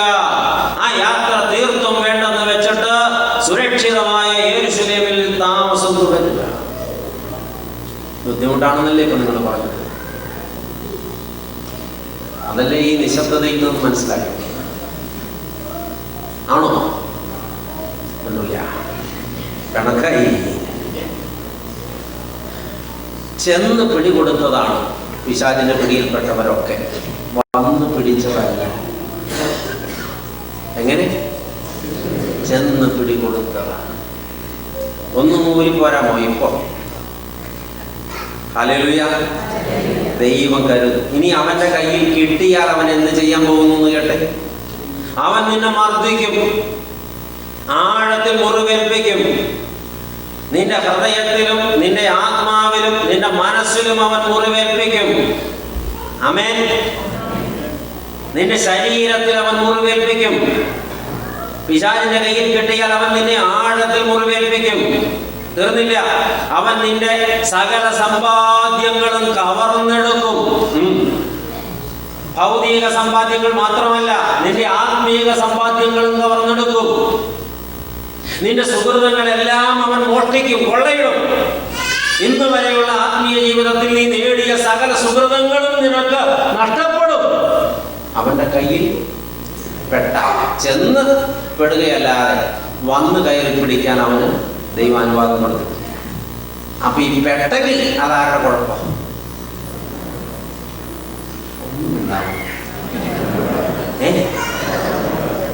അത് ഇവിടെയുള്ള മൊത്തം ആൾക്കാരുടെ കാര്യം നിങ്ങൾ പറയണ്ട, അവനവന്റെ കാര്യം. ഈ ആൾക്കാരുടെ മൊത്തത്തിലുള്ള ഒരു ട്രെൻഡ് അതാണ്. അങ്ങ് ജനറലൈസ് ചെയ്ത് രക്ഷപ്പെടുക. ഇപ്പൊ പെട്ടെങ്കിൽ അതിന് ഉത്തരവാദി ആരാ? അങ്ങനെ ഉത്തരം പറഞ്ഞു. ഹല്ലേലൂയ. അവിടെ തീർന്നില്ല. അവന്റെ കയ്യിൽ അകപ്പെട്ടാൽ നിന്റെ ആത്മീയ സുഹൃതങ്ങൾ നിനക്ക് നഷ്ടമാകും. നിന്റെ ഭൗതിക സമ്പത്ത് നിനക്ക് നഷ്ടമാകും. നിന്റെ മാനം നിനക്ക് നഷ്ടമാകും. നിന്റെ ആരോഗ്യം നിനക്ക് നഷ്ടമാകും. നിന്റെ മഹത്വം നിനക്ക് നഷ്ടമാകും. നിനക്കുള്ളതെല്ലാം നിനക്ക് നഷ്ടമാകും. ഒടുവിൽ അവൻ നിന്റെ വസ്ത്രവും മോഷ്ടിക്കും. ഒടുവിൽ അവൻ നിന്റെ വസ്ത്രവും മോഷ്ടിക്കും. നീ നഗ്നനാക്കപ്പെടും. ആമേൻ. ഒരു മനുഷ്യൻ നഗ്നനാക്കപ്പെടുന്ന അത്രയും വേദനയുള്ള ഒരു അനുഭവം വേറെ ഉണ്ടോ? ഇല്ല. പരസ്യമായി നഗ്നയാക്കപ്പെട്ടാൽ അത്രയും പെയിൻഫുൾ ആയിട്ട് അനുഭവം ജീവിതത്തിൽ വേറെ ഇല്ല. ഇതാണ് ഈ പിശാചിന്റെ കയ്യിലകപ്പെട്ടാലത്തെ അവസ്ഥ. വന്നു കയ്യിൽ പിടിക്കാൻ അവൻ അത്രമാത്രം ശക്തനല്ല. ദൈവം അതിന് അനുവദിച്ചിട്ടില്ല. ചെന്ന് പിടികൊടുത്തതാണ് എല്ലാവരും. പിടി കിട്ടിയല്ലോ. ആമേൻ. പിടി കിട്ടിയാലോ അവൻ ഇതൊക്കെ ചെയ്യും. പിടി കൊടുക്കാതിരിക്കാൻ ദൈവമക്കൾ നോക്കിക്കോണം. ആമേൻ. നമുക്ക് താവളം ദൈവം ഒരുക്കി വെച്ചിട്ടുണ്ട്. യെരൂശലേമിൽ താമസിച്ചു കൊള്ളുക. അപ്പോ നാലാമത്തെ ചിന്ത, ഈ കള്ളന്മാർ പിശാചിന്റെ പ്രതീകങ്ങൾ. ഇനി അഞ്ചാമത്തെ ചിന്ത, പ്രിയപ്പെട്ടവരെ, വസ്ത്രം അഴിച്ചെടുത്തത് ഒരു പ്രത്യേക ലക്ഷ്യത്തോടു കൂടിയാണ്. കള്ളന്മാർ അവന്റെ വസ്ത്രം അഴിച്ചെടുത്തത് ഒരു പ്രത്യേക ലക്ഷ്യത്തോടു കൂടിയാണ്. സത്യത്തിൽ ഈ കള്ളന്മാർ അവന്റെ വസ്ത്രം അഴിച്ചെടുത്തത് അത് അവർക്ക് ഒരു മുതൽക്കൂട്ടിന് വേണ്ടിയാണെങ്കിലും പ്രതീകാത്മകമായി പറഞ്ഞാൽ പിശാചാണെന്ന് കണ്ടാൽ വസ്ത്രം അഴിച്ചെടുത്ത് പ്രത്യേക ലക്ഷ്യത്തോടു കൂടിയാണ്. എന്താ ലക്ഷ്യമെന്ന് ചോദിച്ചാൽ, അവൻ ഇനി തിരിച്ച് ഒരിക്കലും യെരൂശലേമിലേക്ക് പോകാതിരിക്കേണ്ടതിനാണ് അവനെ വിവസ്ത്രനാക്കിയത്. കാരണം യെരൂശലേം ദൈവാധിവാസമുള്ള സ്ഥലമാണ്. അവിടെ പ്രകാശം നിറഞ്ഞ സ്ഥലമാണ്. ആമേൻ. എരിഹോ പിശാചിന്റെ അധീനതയിൽ കിടക്കുന്ന സ്ഥലമാണ്. അത് അന്ധകാരം നിറഞ്ഞ സ്ഥലമാണ്. വസ്ത്രം നഷ്ടപ്പെട്ട ഒരാൾക്ക് ഒരിക്കലും പ്രകാശത്തിലേക്ക് പോകാൻ കഴിയില്ല, വെളിച്ചത്തിലേക്ക് പോകാൻ കഴിയില്ല. ഇവൻ ഇനി തിരിച്ചൊരിക്കലും സുരക്ഷിതമായ യെരൂശലേമിലേക്ക് പോകരുത്. ഇനി അവൻ എങ്ങോട്ട് പോകണം? എന്റെ നിയന്ത്രണത്തിലിരിക്കുന്ന യെരിഹോവിൽ എന്റെ അടിമയാകാൻ പോകണം. അതാണ് പിടികൂടിയപ്പോൾ തന്നെ വസ്ത്രമഴിച്ചെടുത്തതിന്റെ കാരണം. പിശാചിന്റെ പിടിയിൽ കിട്ടിയാൽ അവന്റെ വസ്ത്രമൊഴിച്ചെടുത്തു. ദൈവമക്കളെ, യാത്ര പോയ ആൾ അത്യാവശ്യം ആസ്വാദനങ്ങളൊക്കെ കഴിഞ്ഞ് തിരികെ പോരണമെന്ന് കരുതിയാണ് പുറപ്പെട്ടത്. എരിഹോവിലൊന്ന് പോകണം, എരിഹോ ഒന്ന് കാണണം, അവിടുത്തെ അത്യാവശ്യ സുഖാസ്വാദനങ്ങളൊക്കെ ഒന്ന് ടേസ്റ്റ് ചെയ്യണം, എന്നിട്ട് ഇങ്ങോട്ട് തിരിച്ചു പോരണം. ഇത് മാത്രമായിരുന്നു പുറപ്പെട്ടപ്പോൾ ഉള്ളിലുള്ള ആഗ്രഹം. ഇത് തന്നെയല്ലേ ഏത് പാപത്തിലേക്ക് നടക്കുമ്പോഴും മനുഷ്യന്റെ ഉള്ളിലെ ആഗ്രഹം അല്ലേ? ആദ്യമായിട്ട് ഡ്രിങ്ക്സ് എടുക്കുന്നയാളെ എന്താ മനസ്സിൽ പറഞ്ഞത്? ഇതിന്റെ ടേസ്റ്റ് ഒന്ന് അറിയണം, എന്നിട്ട് ഇങ്ങോട്ട് തിരിച്ചു പോരാം. ഇതൊന്നും അറിഞ്ഞാൽ മതി. മയക്കുമരുന്ന് ഉപയോഗിച്ചപ്പോഴും ഇത് തന്നെയായിരുന്നു. അതിന്റെ രുചിയൊന്നറിയണം, അതിന്റെ ലഹരി ഒന്നറിയണം. ഒരു ഡോസ് അത്രേ എല്ലാവരും പ്രതീക്ഷിച്ചിട്ടുള്ളൂ. മനുഷ്യനല്ലേ, എല്ലാവരും അനുഭവിക്കുന്നതല്ലേ. അപ്പൊ ഞാനും ഇതൊക്കെ എന്താണെന്നൊന്ന് അറിയണ്ടേ? അതിനുവേണ്ടി ഒരു പ്രാവശ്യത്തേക്ക് ഇതായിരുന്നു പാപത്തിലേക്ക് ഇറങ്ങിപ്പോയ സകല മനുഷ്യരുടെയും ഉള്ളിലെ ചിന്ത. സത്യമല്ലേ? സത്യമല്ലേ? എന്നിട്ട് എന്തായി?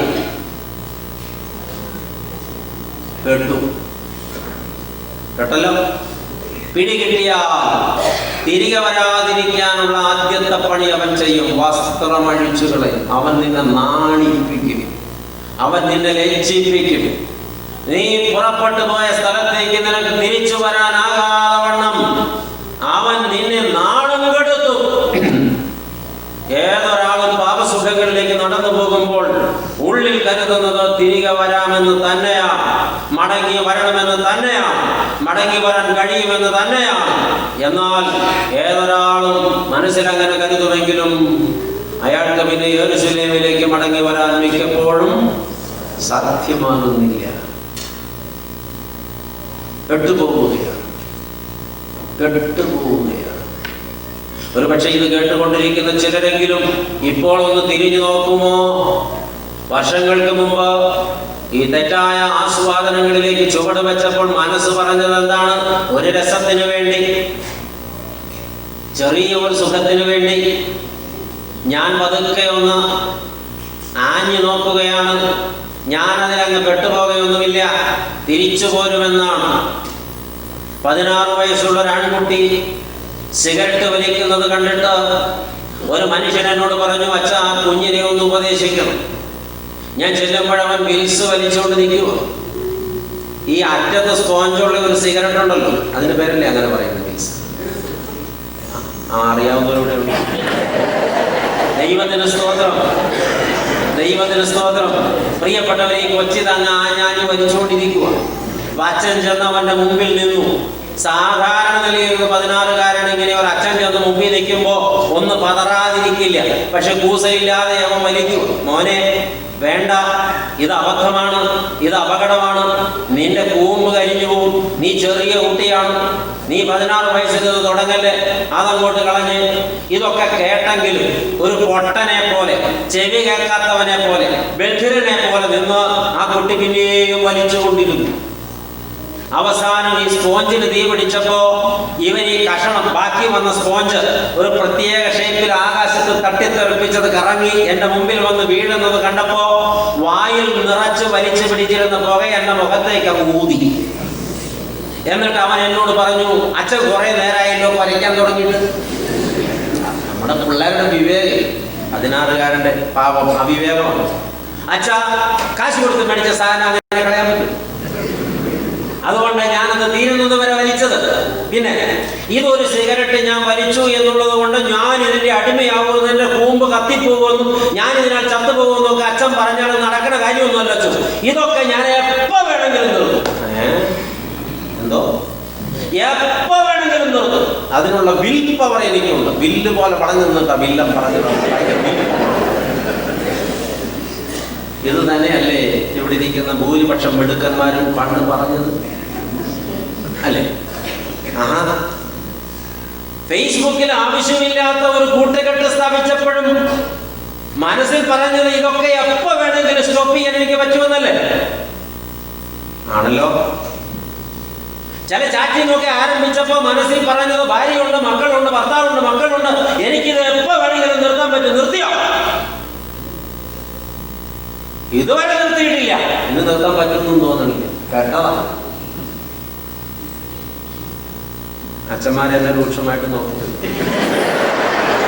ഇവിടെ ഇരിക്കുന്ന ചില ആൾക്കാർക്ക് പാത ആവണത് അച്ഛൻ ഞാൻ പറയണോളൂ. ഒന്നും കർത്താവ് എന്നെ കൊണ്ട് പറയിപ്പിക്കുന്നില്ല. നാളെ കൊണ്ട് പറഞ്ഞിട്ട് പോകോളാം. ദൈവത്തിന് സ്തോത്രം. പ്രിയപ്പെട്ടവരെ, അപ്പോ ഇതൊന്ന് തിരിച്ചറിയണം. നമ്മൾ നമ്മുടെ ജീവിതത്തിൽ എന്ത് ചെയ്യുമ്പോഴും ഇറങ്ങിത്തിരിക്കുന്നത് അത് അങ്ങനെ മനസ്സിൽ പറഞ്ഞിട്ടാ. ഈ കൊച്ചനിങ്ങനെ പറഞ്ഞ് അങ്ങോട്ട് പോയി. ഞാൻ അവന് ഉപദേശിച്ചൊന്നും അവൻ കേട്ടില്ല. കേട്ടെങ്കിലും വകവെച്ചില്ല. ദൈവമക്കളെ, അവൻ പിന്നെ വലി നിർത്താൻ പറ്റാത്ത സ്റ്റേജിലായി. ഒരു പാക്കറ്റ് സിഗരറ്റ് അവന് വളരെ പെട്ടെന്ന് വലിച്ചു തീർക്കും. ഒന്നിൽ ഒന്ന് കൊളുത്തി വലിക്കും. പുകയിലയുടെ അഡിക്ഷനായി, നിക്കോട്ടിൻ അവൻ അഡിക്ഷനായി മാറി. അവൻ അതിന്റെ അടിമയായി. അതോടൊപ്പം അവൻ വേറെയും ചില അടിമത്വങ്ങളിൽപ്പെട്ടു. നിങ്ങൾക്കറിയുമോ സംഭവിച്ചത് എന്നതാണ്? 22-ാമത്തെ വയസ്സിൽ മാരകമായ ലങ്സ് ക്യാൻസർ പിടിച്ച് ആ കുഞ്ഞ് ശ്വാസോച്ഛ്വാസം ചെയ്യാൻ പറ്റാത്ത അവസ്ഥയിലായി. ഈ നിലയിൽ അവൻ ഇങ്ങോട്ട് പോരില്ല എന്ന് ഉറപ്പായപ്പോ മെഡിക്കൽ സയൻസ് സോറി പറഞ്ഞപ്പോ അവനെ ഒന്ന് അനുഗ്രഹിച്ച് പ്രാർത്ഥിക്കാൻ, അവസാനമായിട്ട് അവൻ മാനസാന്തരപ്പെട്ട് ദൈവപക്ഷത്തേക്ക് വരുമോ എന്നറിയാൻ അവന്റെ മാതാപിതാക്കളുടെ കണ്ണുനീരെന്നെ നിർബന്ധിച്ചിട്ട് ഞാൻ ആ കുട്ടിയെ കാണാൻ പോയി. മോനെ,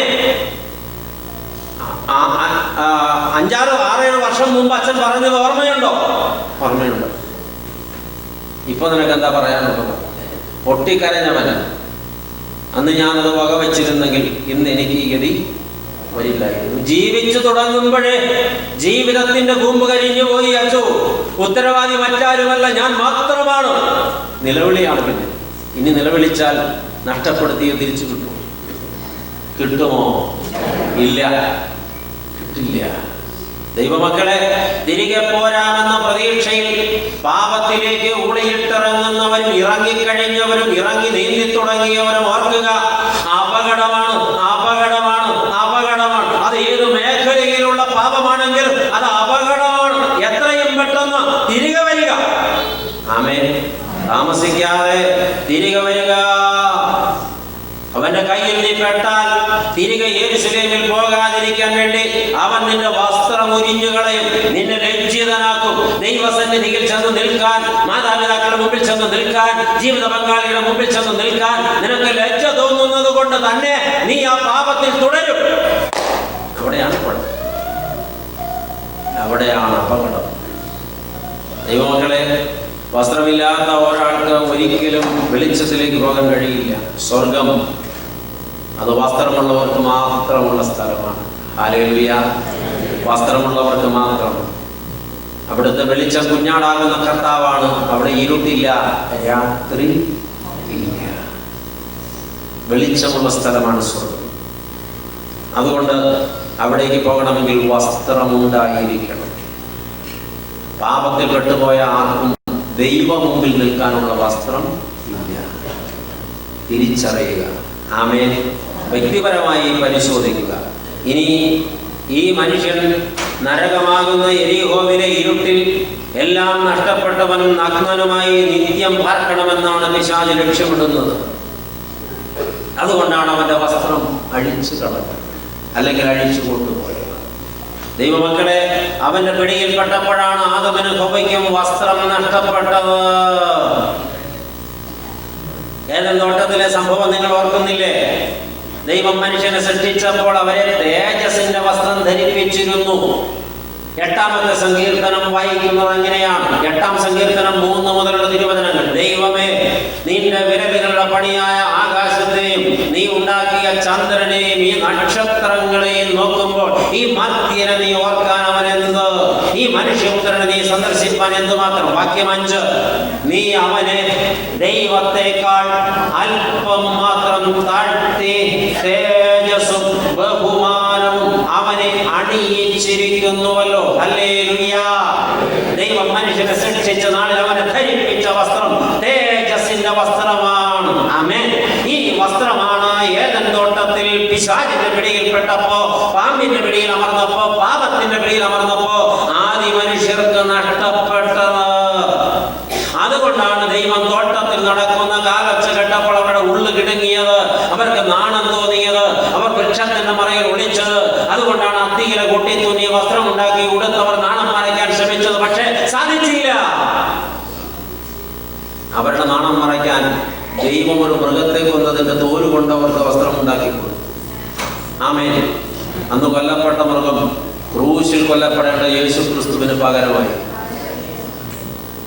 ആമേൻ. ആ യാഗത്തിന്റെ മുൻകുറിയായിരുന്നു യേശു ക്രിസ്തുവിന്റെ ക്രൂശിലെ യാഗത്താലാണ് നഗ്നനാക്കപ്പെട്ട മനുഷ്യന് വസ്ത്രം കിട്ടിയത്. യേശു ക്രൂശിൽ യാഗമായിട്ടും അവന്റെ രക്ഷിതാവാണെന്ന് അറിഞ്ഞിട്ടും ഇന്നും നഗ്നരായി നിൽക്കുന്നവർ എന്തുമാത്രം മഠയന്മാരും മണ്ടികളുമായിരിക്കും. ഈ പാപത്തിന്റെ നഗ്നത മറയ്ക്കപ്പെടാൻ യേശുവിന്റെ തിരുശരീരം കീറപ്പെട്ടിരിക്കുന്നു. ഹല്ലേലൂയ. ദൈവമക്കളെ, ആദമിനും ഹവ്വയ്ക്കും വസ്ത്രം നഷ്ടപ്പെട്ടു. അവർ ഇരുട്ട് തേടി ഓടി വൃക്ഷത്തിന്റെ മറയിൽ ഒളിച്ചു. പക്ഷെ സാധ്യമായില്ല ദൈവം മുമ്പിൽ മറഞ്ഞിരിക്കാൻ. നഗ്നത അവരെ ദൈവസന്നിധിയിൽ നിന്ന് അകറ്റി. യേശുവിനെ വിട്ടുപോയ പത്രോസ് ഇനി ഗുരു തിരികെ വരില്ല, അവൻ കുരിശിൽ മരിച്ചത് കണ്ടതാണെന്ന് ഉള്ളിൽ ആഞ്ഞു പറഞ്ഞുറപ്പിച്ചിട്ട് കൂട്ടുകാരെയും കൂട്ടി മീൻ പിടിക്കാൻ പോയ ശിമോൻ പത്രോസ് വെളുപ്പാൻ കാലത്ത് കരയിൽ നിന്ന് വിളിച്ച കർത്താവ് അത് കർത്താവാണെന്ന് തിരിച്ചറിഞ്ഞപ്പോൾ കടലിലേക്ക് ചാടാനായി. അപ്പോൾ അവൻ വസ്ത്രമുണ്ടായിരുന്നില്ല. ഗുരുവിനെ വിട്ട് മീൻ പിടിക്കാൻ പോയതാണ്. അവൻ അങ്കി അരയിൽ ചുറ്റി കടലിലേക്ക് ചാടി എന്ന് പ്രത്യേകം യോഹന്നാൻ എഴുതിയ രക്ഷാസുവിശേഷം 21-ാം അധ്യായത്തിൽ എഴുതിയിട്ടുണ്ട്. അവൻ വസ്ത്രമുണ്ടായിരുന്നില്ല. ഗുരുവിനെ വിട്ടുപോയപ്പോൾ പത്രോസിന് വസ്ത്രം നഷ്ടപ്പെട്ടു. ആരാഴ്ച കളഞ്ഞത്? ശത്രുവാണ്. അവൻ തിരിച്ച് കർത്തൃസന്നിധിയിലേക്ക് പോകരുതെന്ന് ഇച്ഛിച്ചു പിശാച്. പക്ഷെ കർത്താവ് കൃത്യസമയത്ത് ഇടപെട്ടതുകൊണ്ട് അവന് വസ്ത്രം ധരിച്ചുകൊണ്ട് യേശുവിലേക്ക് തിരിച്ചെത്താൻ കഴിയും. ഹല്ലേലൂയ. ഇന്ന് രാത്രി ചോദിക്കട്ടെ, കുഞ്ഞെ, നിനക്ക് വസ്ത്രമുണ്ടോ? പാപം ഒരു വ്യക്തിയെ ദൈവസന്നിധിയിൽ നഗ്നനാക്കി തീർക്കുന്നു. സ്നേഹിത സഹോദരി, ഇപ്പോൾ നിനക്ക് വസ്ത്രമുണ്ടോ? നീ ലജ്ജ കൂടാതെ കർത്താവിന്റെ മുമ്പിൽ നിൽക്കുമോ? സ്വയം പരിശോധിക്കണം. ആമേൻ. സ്വന്തം ജീവിതത്തിലെ തെറ്റുകളെ കുറിച്ചും പിഴകളെ കുറിച്ചും ഓർത്ത് ചങ്കുപൊട്ടി കരഞ്ഞ ഒരു അനുതാപിയായ മനുഷ്യന്റെ ഒരു പാട്ട് ഈ ഇരിക്കുന്ന ജനം മനോഹരമായി പാടാറുള്ളതാണ്. ആ പാട്ടിന്റെ ഒരു ഭാഗത്തെത്തുമ്പോൾ പാട്ടുകാരൻ പാടും, ഞാൻ നഗ്നനായിരുന്നു, എന്നാൽ ഇപ്പോൾ എനിക്ക് വസ്ത്രമുണ്ട്. എന്നലങ്കാര വസ്ത്രം ധരിച്ചിടും ഞാൻ ഇന്നു മുതൽ ദൈവമേ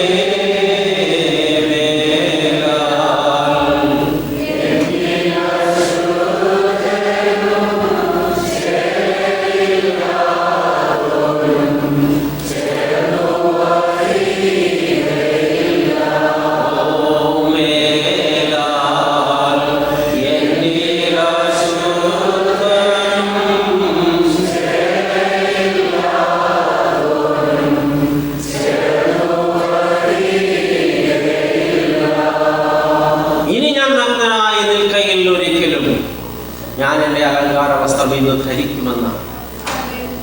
ഇത് ഉള്ളുകൊണ്ടൊന്ന് നിശ്ചയിക്കാനും വസ്ത്രമുണ്ടെന്ന് ഉറപ്പ് വരുത്താനും പാപത്തിലല്ല നിൽക്കുന്നതെന്ന്, എരിഹോവിലല്ല നിൽക്കുന്നതെന്ന്, എരിഹോവിലേക്കുള്ള വഴിയിലല്ല നിൽക്കുന്നതെന്ന്, വൃക്ഷത്തിന്റെ മറവിലല്ല ഞാനിപ്പോൾ നിൽക്കുന്നതെന്ന്, എൻ്റെ കർത്താവിൻ്റെ തിരുമുമ്പിലാണെന്ന്, എനിക്ക് വസ്ത്രമുണ്ടെന്ന് ഉള്ളുറപ്പോടെ നിൽക്കാൻ ഭാഗ്യമുണ്ടാകണം.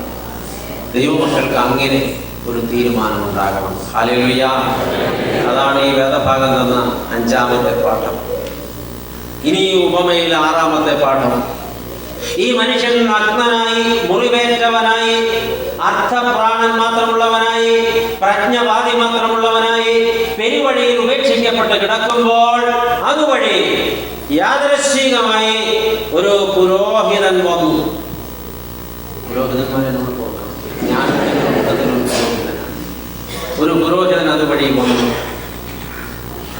മനസാക്ഷിയില്ലാത്ത ഒരു പുരോഹിതൻ, നീതിബോധമില്ലാത്ത ഒരു പുരോഹിതൻ. നിങ്ങൾ വേണമെങ്കിൽ പറയും സകല പുരോഹിതന്മാരുടെയും പ്രതീകമാണ് ഈ പുരോഹിതൻ എന്ന്. ഞാൻ പറയില്ല. ദൈവത്തിന് സ്തോത്രം. പ്രിയപ്പെട്ടവരെ, മനസാക്ഷിയില്ലാത്ത നീതിബോധമില്ലാത്ത ഒരു പുരോഹിതൻ ആ വഴി വന്നു. ഇയാൾ ആക്രമിക്കപ്പെട്ട ശേഷം ആദ്യം അതുവഴി കടന്നുപോയത് ഒരു പുരോഹിതനായിരുന്നു. ആ പുരോഹിതൻ ഒരു യഹൂദ പുരോഹിതനാണ്. യഹൂദനായ ഒരു മനുഷ്യനാണ് യെരൂശലേം വിട്ട് യെരിഹോവിലേക്ക് പോയി മുറിവേറ്റ് വഴിയിൽ കിടക്കുന്നത്. എന്ന് വെച്ചാൽ ഈ കടന്നു പോകുന്ന പുരോഹിതന്റെ പ്രജകളിൽ ഒരാൾ, അവന്റെ വംശത്തിൽപ്പെട്ട ഒരാൾ. സഹായിക്കണ്ടേ? മിണ്ടുന്നില്ലല്ലോ. സഹായിക്കണ്ടേ? വേണം, വേണം, തീർച്ചയായിട്ടും വേണം, തീർച്ചയായിട്ടും സഹായിക്കണം. എന്നാൽ പുരോഹിതൻ വഴിമാറിപ്പോയി. ഇവനെ കണ്ടിട്ട് അവന്റെ അടുത്തുകൂടെ പോലും പോയില്ല. പിന്നെ വഴിമാറിപ്പോയി എന്ന്. എന്താണ് ഈ പുരോഹിതൻ അങ്ങനെ ചെയ്തത്? നിങ്ങൾ എപ്പോഴെങ്കിലും ചോദിച്ചിട്ടുണ്ടോ? ഞങ്ങളിതുവരെ ആ പുള്ളിനെ കണ്ടിട്ടില്ല. കണ്ടായിരുന്നെങ്കിൽ ഉറപ്പായിട്ട് ചോദിച്ചേനെ എന്നല്ലേ ഇപ്പൊ പറഞ്ഞത്. ഞാൻ ആ പുള്ളിയെ കണ്ടായിരുന്നു. ഞാൻ അന്വേഷിച്ച് കണ്ടുപിടിച്ചു.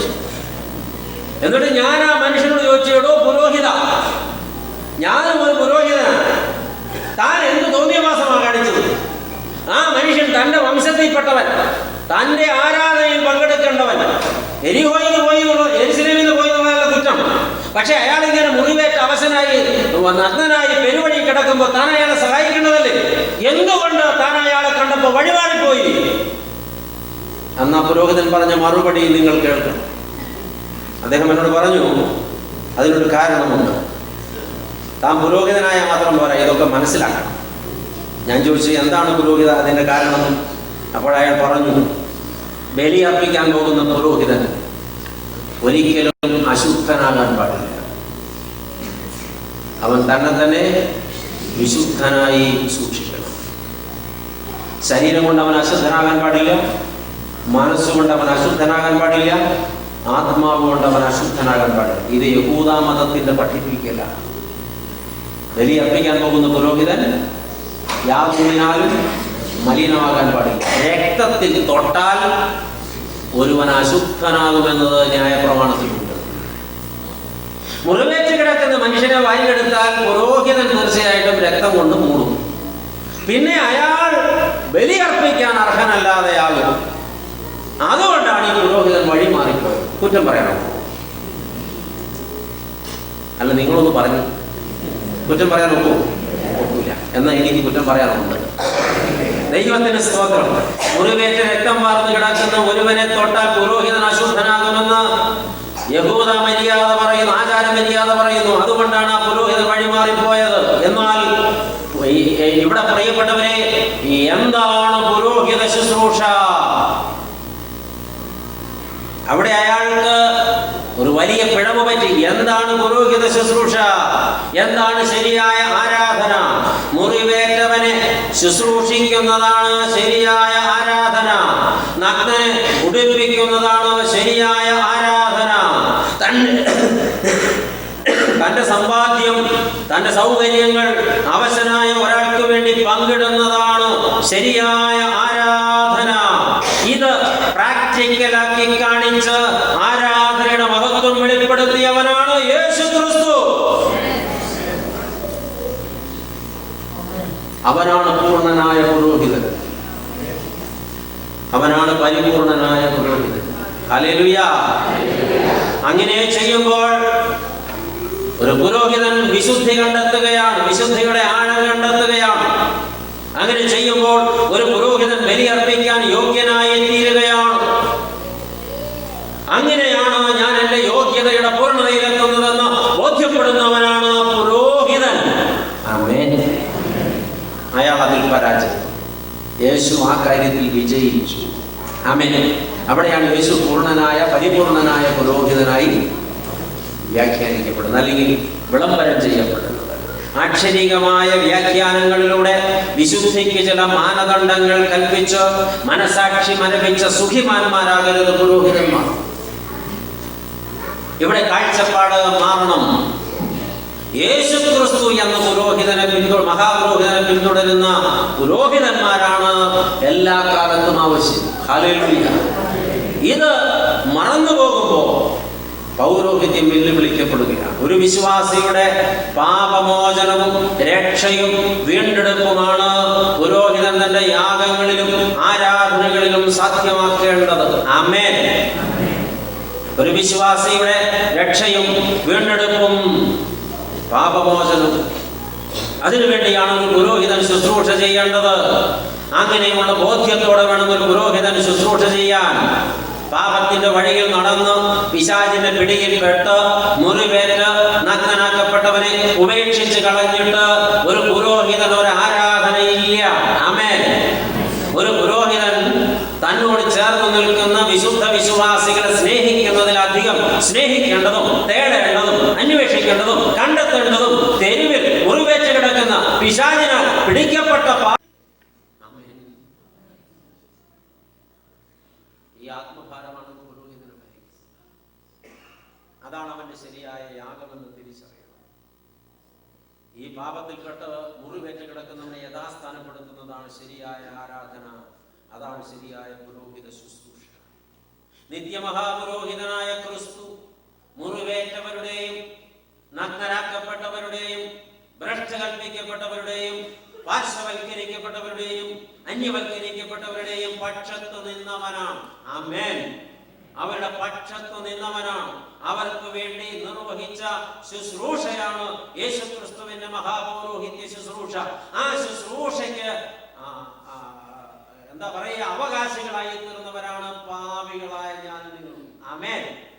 അവൻ ശുശ്രൂഷ ചെയ്തത് പാപിയെ പരിത്രാണം ചെയ്ത് ദൈവസന്നിധിയിൽ എത്തിക്കാൻ വേണ്ടിയാണ്. ആമേൻ. അവന്റെ കുരിശിലെ യാഗം അതിനു വേണ്ടി മാത്രമായിരുന്നു. ആമേൻ. ഇതാണ് പരമമായ യാഗം. ഇതാണ് ആരാധന. ആ ശുശ്രൂഷയാണ് പുരോഹിതന്മാരെ ഏറ്റെടുക്കേണ്ടത്. അതിനുവേണ്ടിയാണ് ദൈവം പുരോഹിതന്മാരെ വിളിച്ചിരിക്കുന്നത്.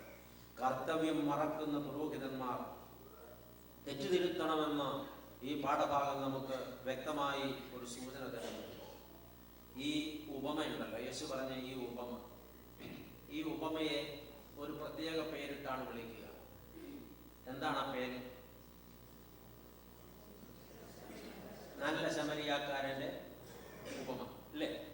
അങ്ങനെയല്ലേ? ആ പേരിട്ടതാരാ? അറിയാൻ പാടില്ല. അതല്ലേ സത്യം? ഏത് ചോദ്യത്തിനും രണ്ട് കറക്റ്റ് ആൻസർ ഉണ്ട്. ഒന്നാമത്തെ കറക്റ്റ് ആൻസർ ആ ചോദ്യത്തിന്റെ ഉത്തരമാണ്. അത് പറയണമെങ്കിൽ ഉത്തരം അറിയില്ല. രണ്ടാമതൊരു കറക്റ്റ് ആൻസർ ഉണ്ട്. എന്താണെന്നറിയും? I don't no.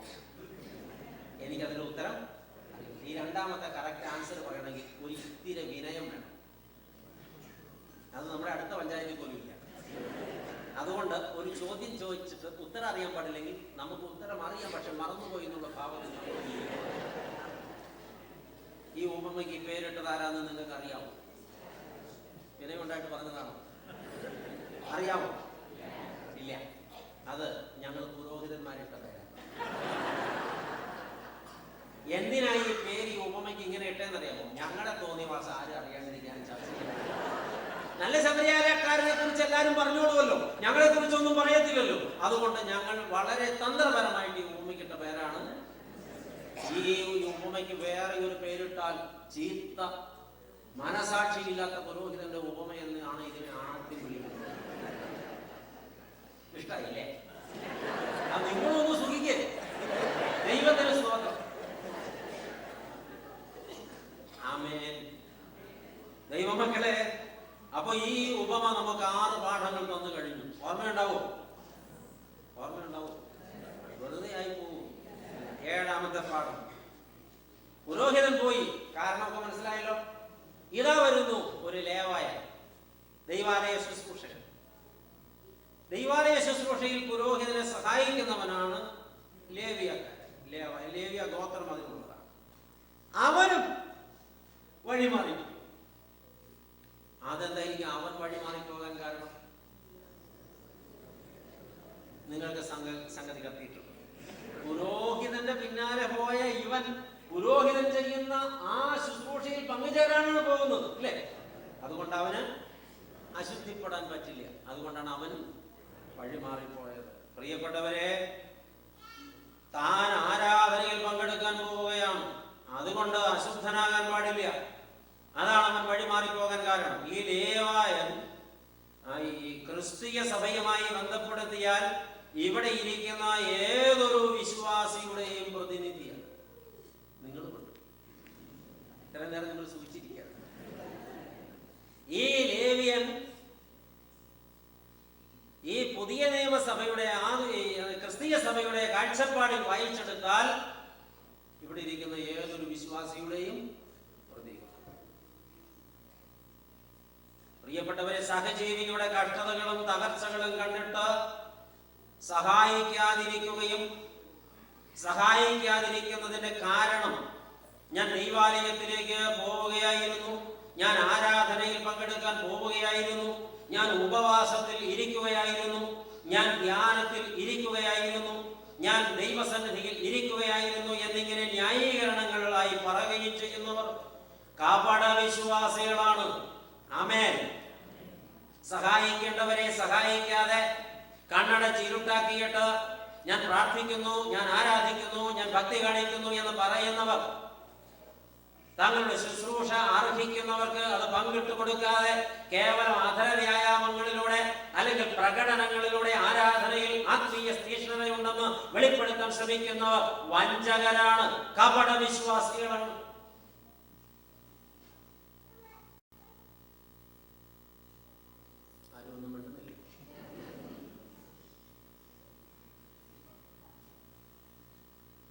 പ്രസംഗം കഴിയുമ്പോൾ അച്ഛന്മാരെ ഒന്ന് ചെറുതാക്കണം എന്നൊക്കെ ഓർത്ത ആൾക്കാർ മനസ്സിൽ പിടിച്ചിരിക്കുമായിരുന്നു.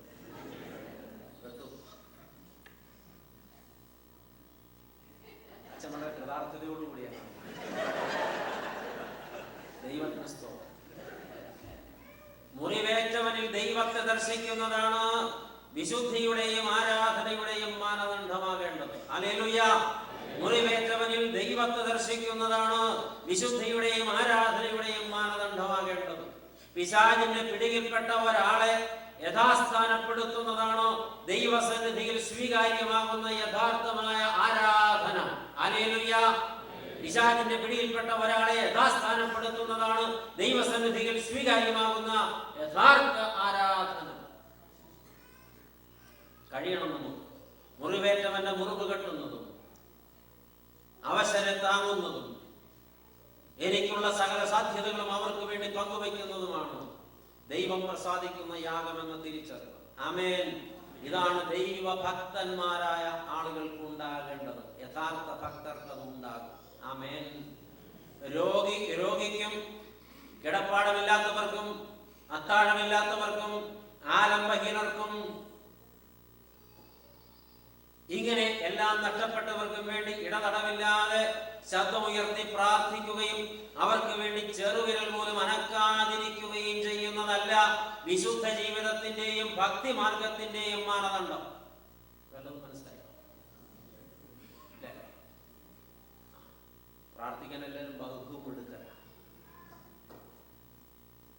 നിങ്ങൾ ഈ പ്രാർത്ഥിക്കുന്ന ആളുകൾക്ക് ആർക്കെങ്കിലും സഹായം ആവശ്യമുണ്ടോ എന്ന് നിങ്ങൾ അന്വേഷിച്ചിട്ടുണ്ടോ? അവരുടെ ചികിത്സയ്ക്ക് പണം ആവശ്യമുണ്ടോ എന്ന് അന്വേഷിച്ചിട്ടുണ്ടോ? അവരുടെ കിടപ്പാടത്തെ കുറിച്ച്, അവരുടെ ഭാവിയെ കുറിച്ച്, അവരുടെ ജീവിതത്തെ കുറിച്ച് ചിന്തിച്ചിട്ടുണ്ടോ? 140 ഏക്കർ സ്ഥലം വയനാട്ടിലെ മേപ്പാടിയിൽ ഒഴുകിപ്പോയി. മണ്ണിനടിയിൽ പെട്ടവർ അതോടുകൂടി അസ്തമിച്ചു. പക്ഷെ ഇന്ന് ഒരുപാട് പേരുടെ വീടിരുന്ന സ്ഥലം കാണാനില്ല. ആളുകൾ ബാക്കിയുണ്ട്. എവിടെ താമസിക്കും? ആര് താമസിപ്പിക്കും? ഉടുതുണിയല്ലാതെ മറ്റൊന്നും കയ്യിലില്ല. അവർക്ക് വേണ്ടി നമ്മൾ ഭയങ്കര പ്രാർത്ഥനയാ, ചങ്ക് തല്ലി നിലവിളിച്ച് പ്രാർത്ഥിക്കും. അതുകൊണ്ട് അവർക്ക് എന്താണ് നേട്ടം കിട്ടുക? കർത്താവ് പറയുന്നു, അവരുടെ മുൻപിൽ എനിക്ക് വേണ്ടി പ്രത്യക്ഷപ്പെടേണ്ടതും അവർക്ക് വേണ്ടി പ്രതിക്രിയ നടത്തേണ്ടതും നീയാണ്. അപ്പോഴാണ് നീ ആരാധിക്കുന്നു എന്ന് എനിക്ക് ബോധ്യപ്പെടുന്നതെന്ന് ദൈവകൽപ്പന. ആമേൻ. കഷ്ടപ്പെടുന്നവരെ കണ്ട് നിലവിളിക്കുകയല്ല ദൈവമക്കൾ ചെയ്യേണ്ടത്. കഷ്ടപ്പെടുന്നവരുടെ കണ്ണുനീർ തുടയ്ക്കുകയാണ് ദൈവമക്കൾ ചെയ്യേണ്ടത്. അവർക്ക് വേണ്ടി നിലവിളിക്കുന്നതല്ല പ്രാർത്ഥന, അവരുടെ കണ്ണുനീർ തുടയ്ക്കുന്നതാണ് ആരാധന. ആമേൻ. ഈ ദർശനങ്ങളാണ് ദൈവമക്കളെ ക്രിസ്ത്യാനിക്ക് ഉണ്ടാകേണ്ടത്. ധാരാളം അനാഥരാക്കപ്പെട്ടവർ, ഒത്തിരി വിധവമാർ, എല്ലാം നഷ്ടപ്പെട്ടവർ, ആരോരുമില്ലാത്തവർ, ഒരുക്കപ്പെട്ടവർ, ഒറ്റപ്പെട്ടവർ, എന്തോരം ആളുകൾ. അവർക്ക് അഭയമാകാൻ കഴിയണം നമുക്ക്. അതാണ് ക്രിസ്ത്യാനിറ്റി, അതാണ് ആത്മീയ. സ്തോത്രം. ശ്വാസം പോലും പോയെന്നായി.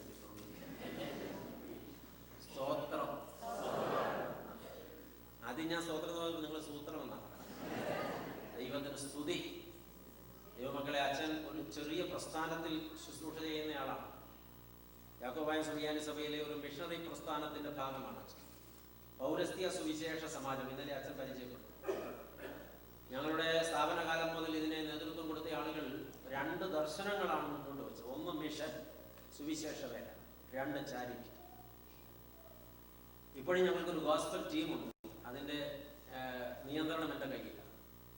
30 മിഷണറിമാർ, സ്വമേധയാ സുവിശേഷകർ, അൽമായരെല്ലാം കൂടെ ശുശ്രൂഷ ചെയ്യുന്നു. ഞങ്ങൾക്ക് അതിനുള്ള എല്ലാ ഫെസിലിറ്റിയും സൗകര്യവും ദൈവം കൃപയാൽ തന്നിട്ടുണ്ട്. അത് ഞങ്ങൾ ഒരുപാട് ഇടങ്ങളിൽ പോയി കർത്താവിൽ വേല ചെയ്യുന്നു. അതുകൂടാതെ ആവശ്യം പോലെ ചാരിറ്റി പ്രവർത്തനങ്ങൾ ചെയ്താൽ തീരാത്തിടത്തോളം കാഴ്ചകൾ കൺമുമ്പിൽ കാണുകയാണ്. ഞങ്ങൾക്കത് ചെയ്യാൻ ദൈവം ഭാഗ്യം തരും. ഞങ്ങളുടെ ഈ പ്രസ്ഥാനത്തിന്റെ ചുമതലക്കാർ ആദ്യകാലങ്ങളിൽ ആഗ്രഹിച്ചിട്ട് 68 വർഷം മുമ്പ് ആൺകുട്ടികൾക്ക് വേണ്ടി ഒരു അനാഥാലയം തുടങ്ങി. 48 വർഷം മുമ്പ് പെൺകുട്ടികൾക്ക് വേണ്ടി മറ്റൊരു അനാഥാലയം തുടങ്ങി. 22 വർഷം മുമ്പ് മക്കൾ ഉപേക്ഷിച്ച മാതാപിതാക്കളെ പെറുക്കി കൂട്ടിക്കൊണ്ട് അവർക്ക് അഭയമാകാൻ ഒരു വൃദ്ധമന്ദിരം ആരംഭിച്ചു. ഇതെല്ലാം ദൈവകൃപയാൽ മനോഹരമായി ഈ നാളുകളിൽ നടന്നു പോകുന്നു. ദൈവത്തിന് സ്തോത്രം.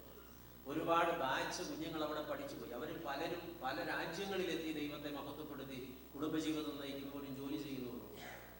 ദൈവത്തിന്റെ നടത്തിപ്പാണ്. എല്ലാവർക്കും സ്ഥാപനങ്ങൾ നടത്താൻ പറ്റില്ല.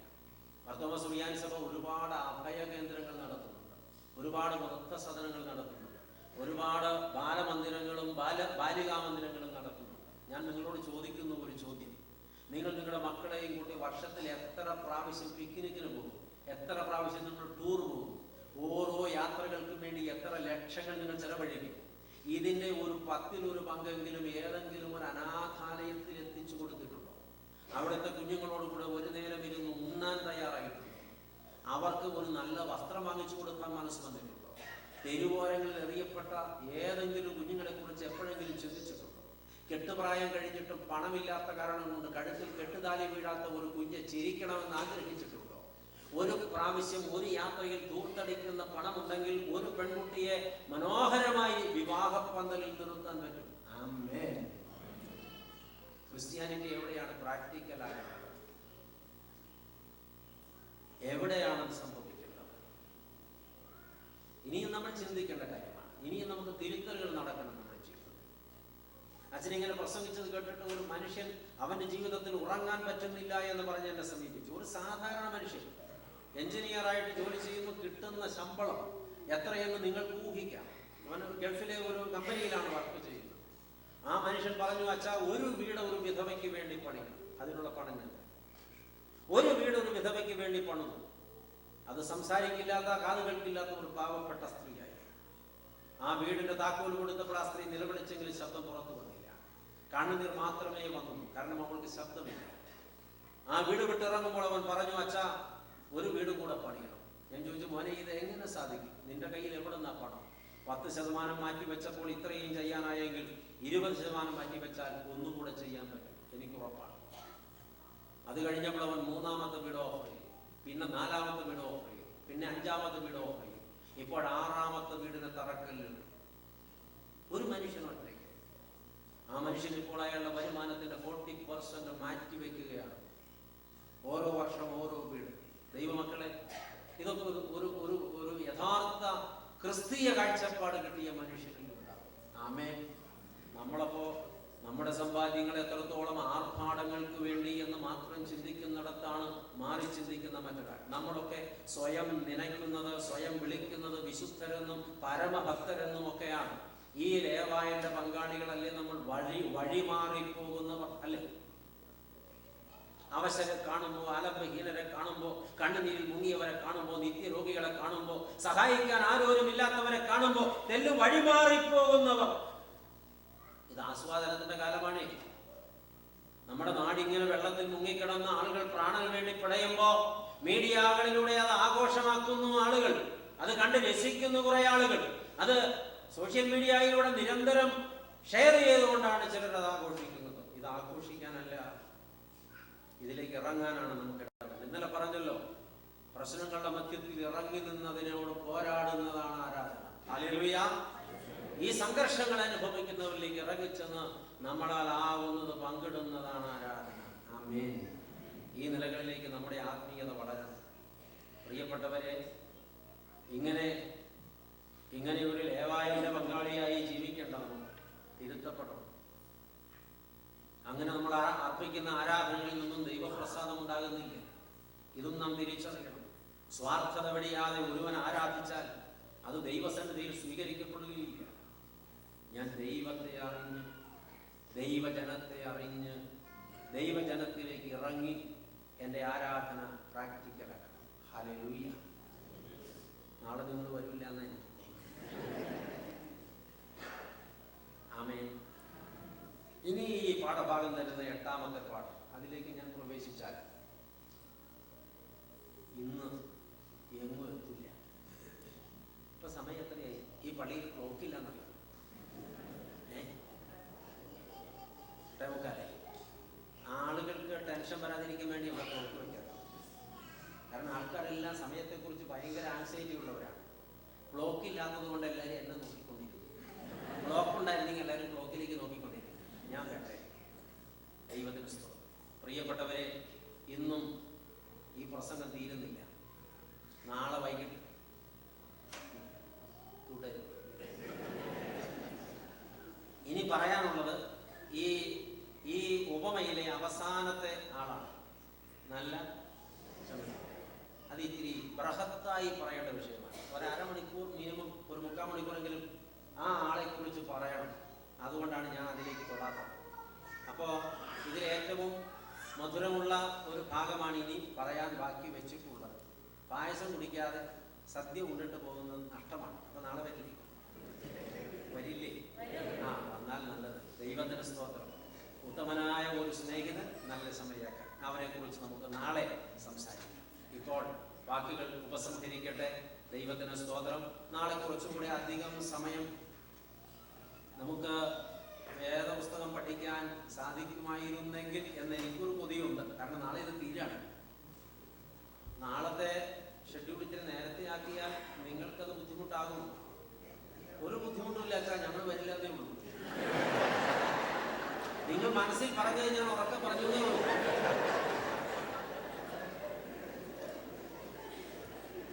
അല്ല, വരൂ. നമുക്കിത്തിരി നേരത്തെ ആക്കിയാലോ? ഒരു 7 മണിക്ക് എനിക്ക് പ്രസംഗിക്കാൻ മൈക്ക് തരാണെങ്കിൽ നാളെ 2 മണിക്കൂർ പ്രസംഗിക്കാം. വിരോധമുണ്ടോ? അല്ല, നിങ്ങൾ അനുവദിക്കണമെങ്കിൽ ഇന്ന് ഞാനൊരു 1/2 മണിക്കൂർ പ്രസംഗിച്ചോളാം. അത് വേണ്ട. നാളെ ആരാധനയുള്ള ദിവസമാണ്. അതുകൊണ്ട് നാളെ നമുക്കിതിൻ്റെ തുടർച്ച ചിന്തിക്കാം. ദൈവം നിങ്ങളെ അനുഗ്രഹിക്കട്ടെ. നമുക്ക് വീണ്ടും തലകളെ വണക്കാൻ, കണ്ണുകൾ അടയ്ക്കാൻ പ്രാർത്ഥിക്കാം. ഹല്ലേലൂയ. പരിശുദ്ധനായ ദൈവമേ, സ്വർഗീയ പിതാവേ, ഈ അനുഗ്രഹീതമായ നല്ല രാത്രിക്കായി നന്ദിയോടെ ഞങ്ങളെ വിളിച്ച് ആലയത്തിന്റെ പരിപാലനത്തിലേക്ക് കൂട്ടിക്കൊണ്ടുവന്നിട്ട് കർത്താവെ, അവിടുന്ന് പറഞ്ഞ ഒരു ഉപമയെ ഞങ്ങളെ പഠിപ്പിക്കുകയായിരുന്നു. സത്യത്തിലെ ഉപമയിലെ കഥാപാത്രങ്ങളിൽ പലരും ഞങ്ങൾ തന്നെ ആയിരുന്നു.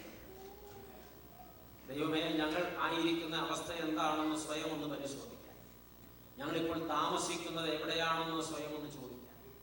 അത് യെരൂശലേമിലാണോ, എരിഹോവിലാണോ, എരിഹോവിലേക്കുള്ള വഴിയിലാണോ എന്നൊന്ന് ചോദിക്കാൻ. ഞങ്ങൾ കള്ളന്മാരുടെ പിടിയിൽ പെട്ട് കഴിഞ്ഞോ, വസ്ത്രം നഷ്ടപ്പെട്ടു പോയോ, ജീവിതത്തിൽ ഇന്ന് വരെ നേടിയതെല്ലാം കൈവിട്ടു പോയവരാണോ, എല്ലാം കൈവിട്ടു പോയവരാണോ എന്നൊന്ന് പരിശോധിക്കാൻ. ദൈവമേ, ഇന്ന് രാത്രി നീ ഞങ്ങളോട് പറഞ്ഞല്ലോ. തിരിച്ചു വരാൻ നീ പലവട്ടം ഞങ്ങളെ ആഹ്വാനം ചെയ്തല്ലോ. ദൈവമേ, വ്യക്തമായ ഇടപെടൽ ഇന്ന് രാത്രി നീ ഞങ്ങളുടെ ജീവിതത്തിൽ നടത്തിയിട്ടുണ്ടല്ലോ.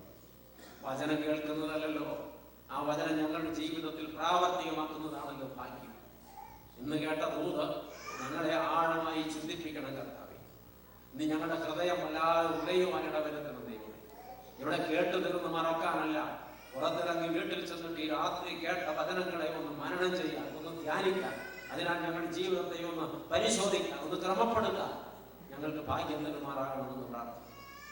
അവിടുത്തെ കരവും അവിടുത്തെ കൃപയും അവിടുത്തെ നടത്തിപ്പും അവിടുത്തെ പരിപാലനവും ഞങ്ങൾക്ക് ഇനിയും ആവശ്യമാണുള്ളത്. ഞങ്ങളെ ബലപ്പെടുത്തിയാൽ, ഞങ്ങളെ അഭിഷേകം ചെയ്ത് അനുഗ്രഹിച്ചാൽ.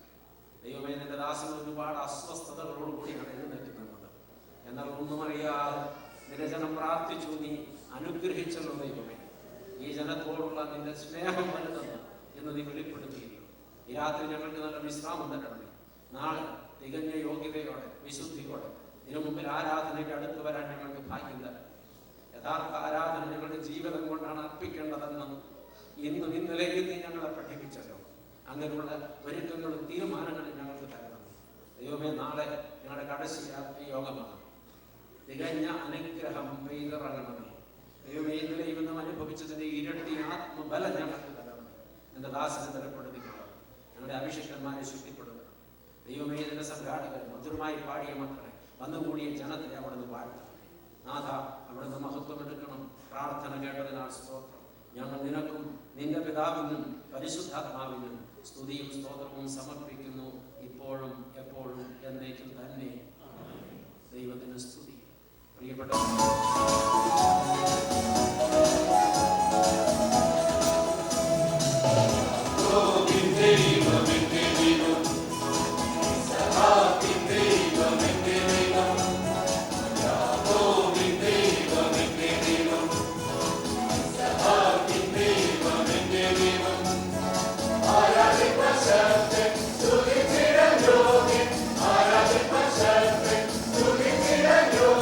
Deva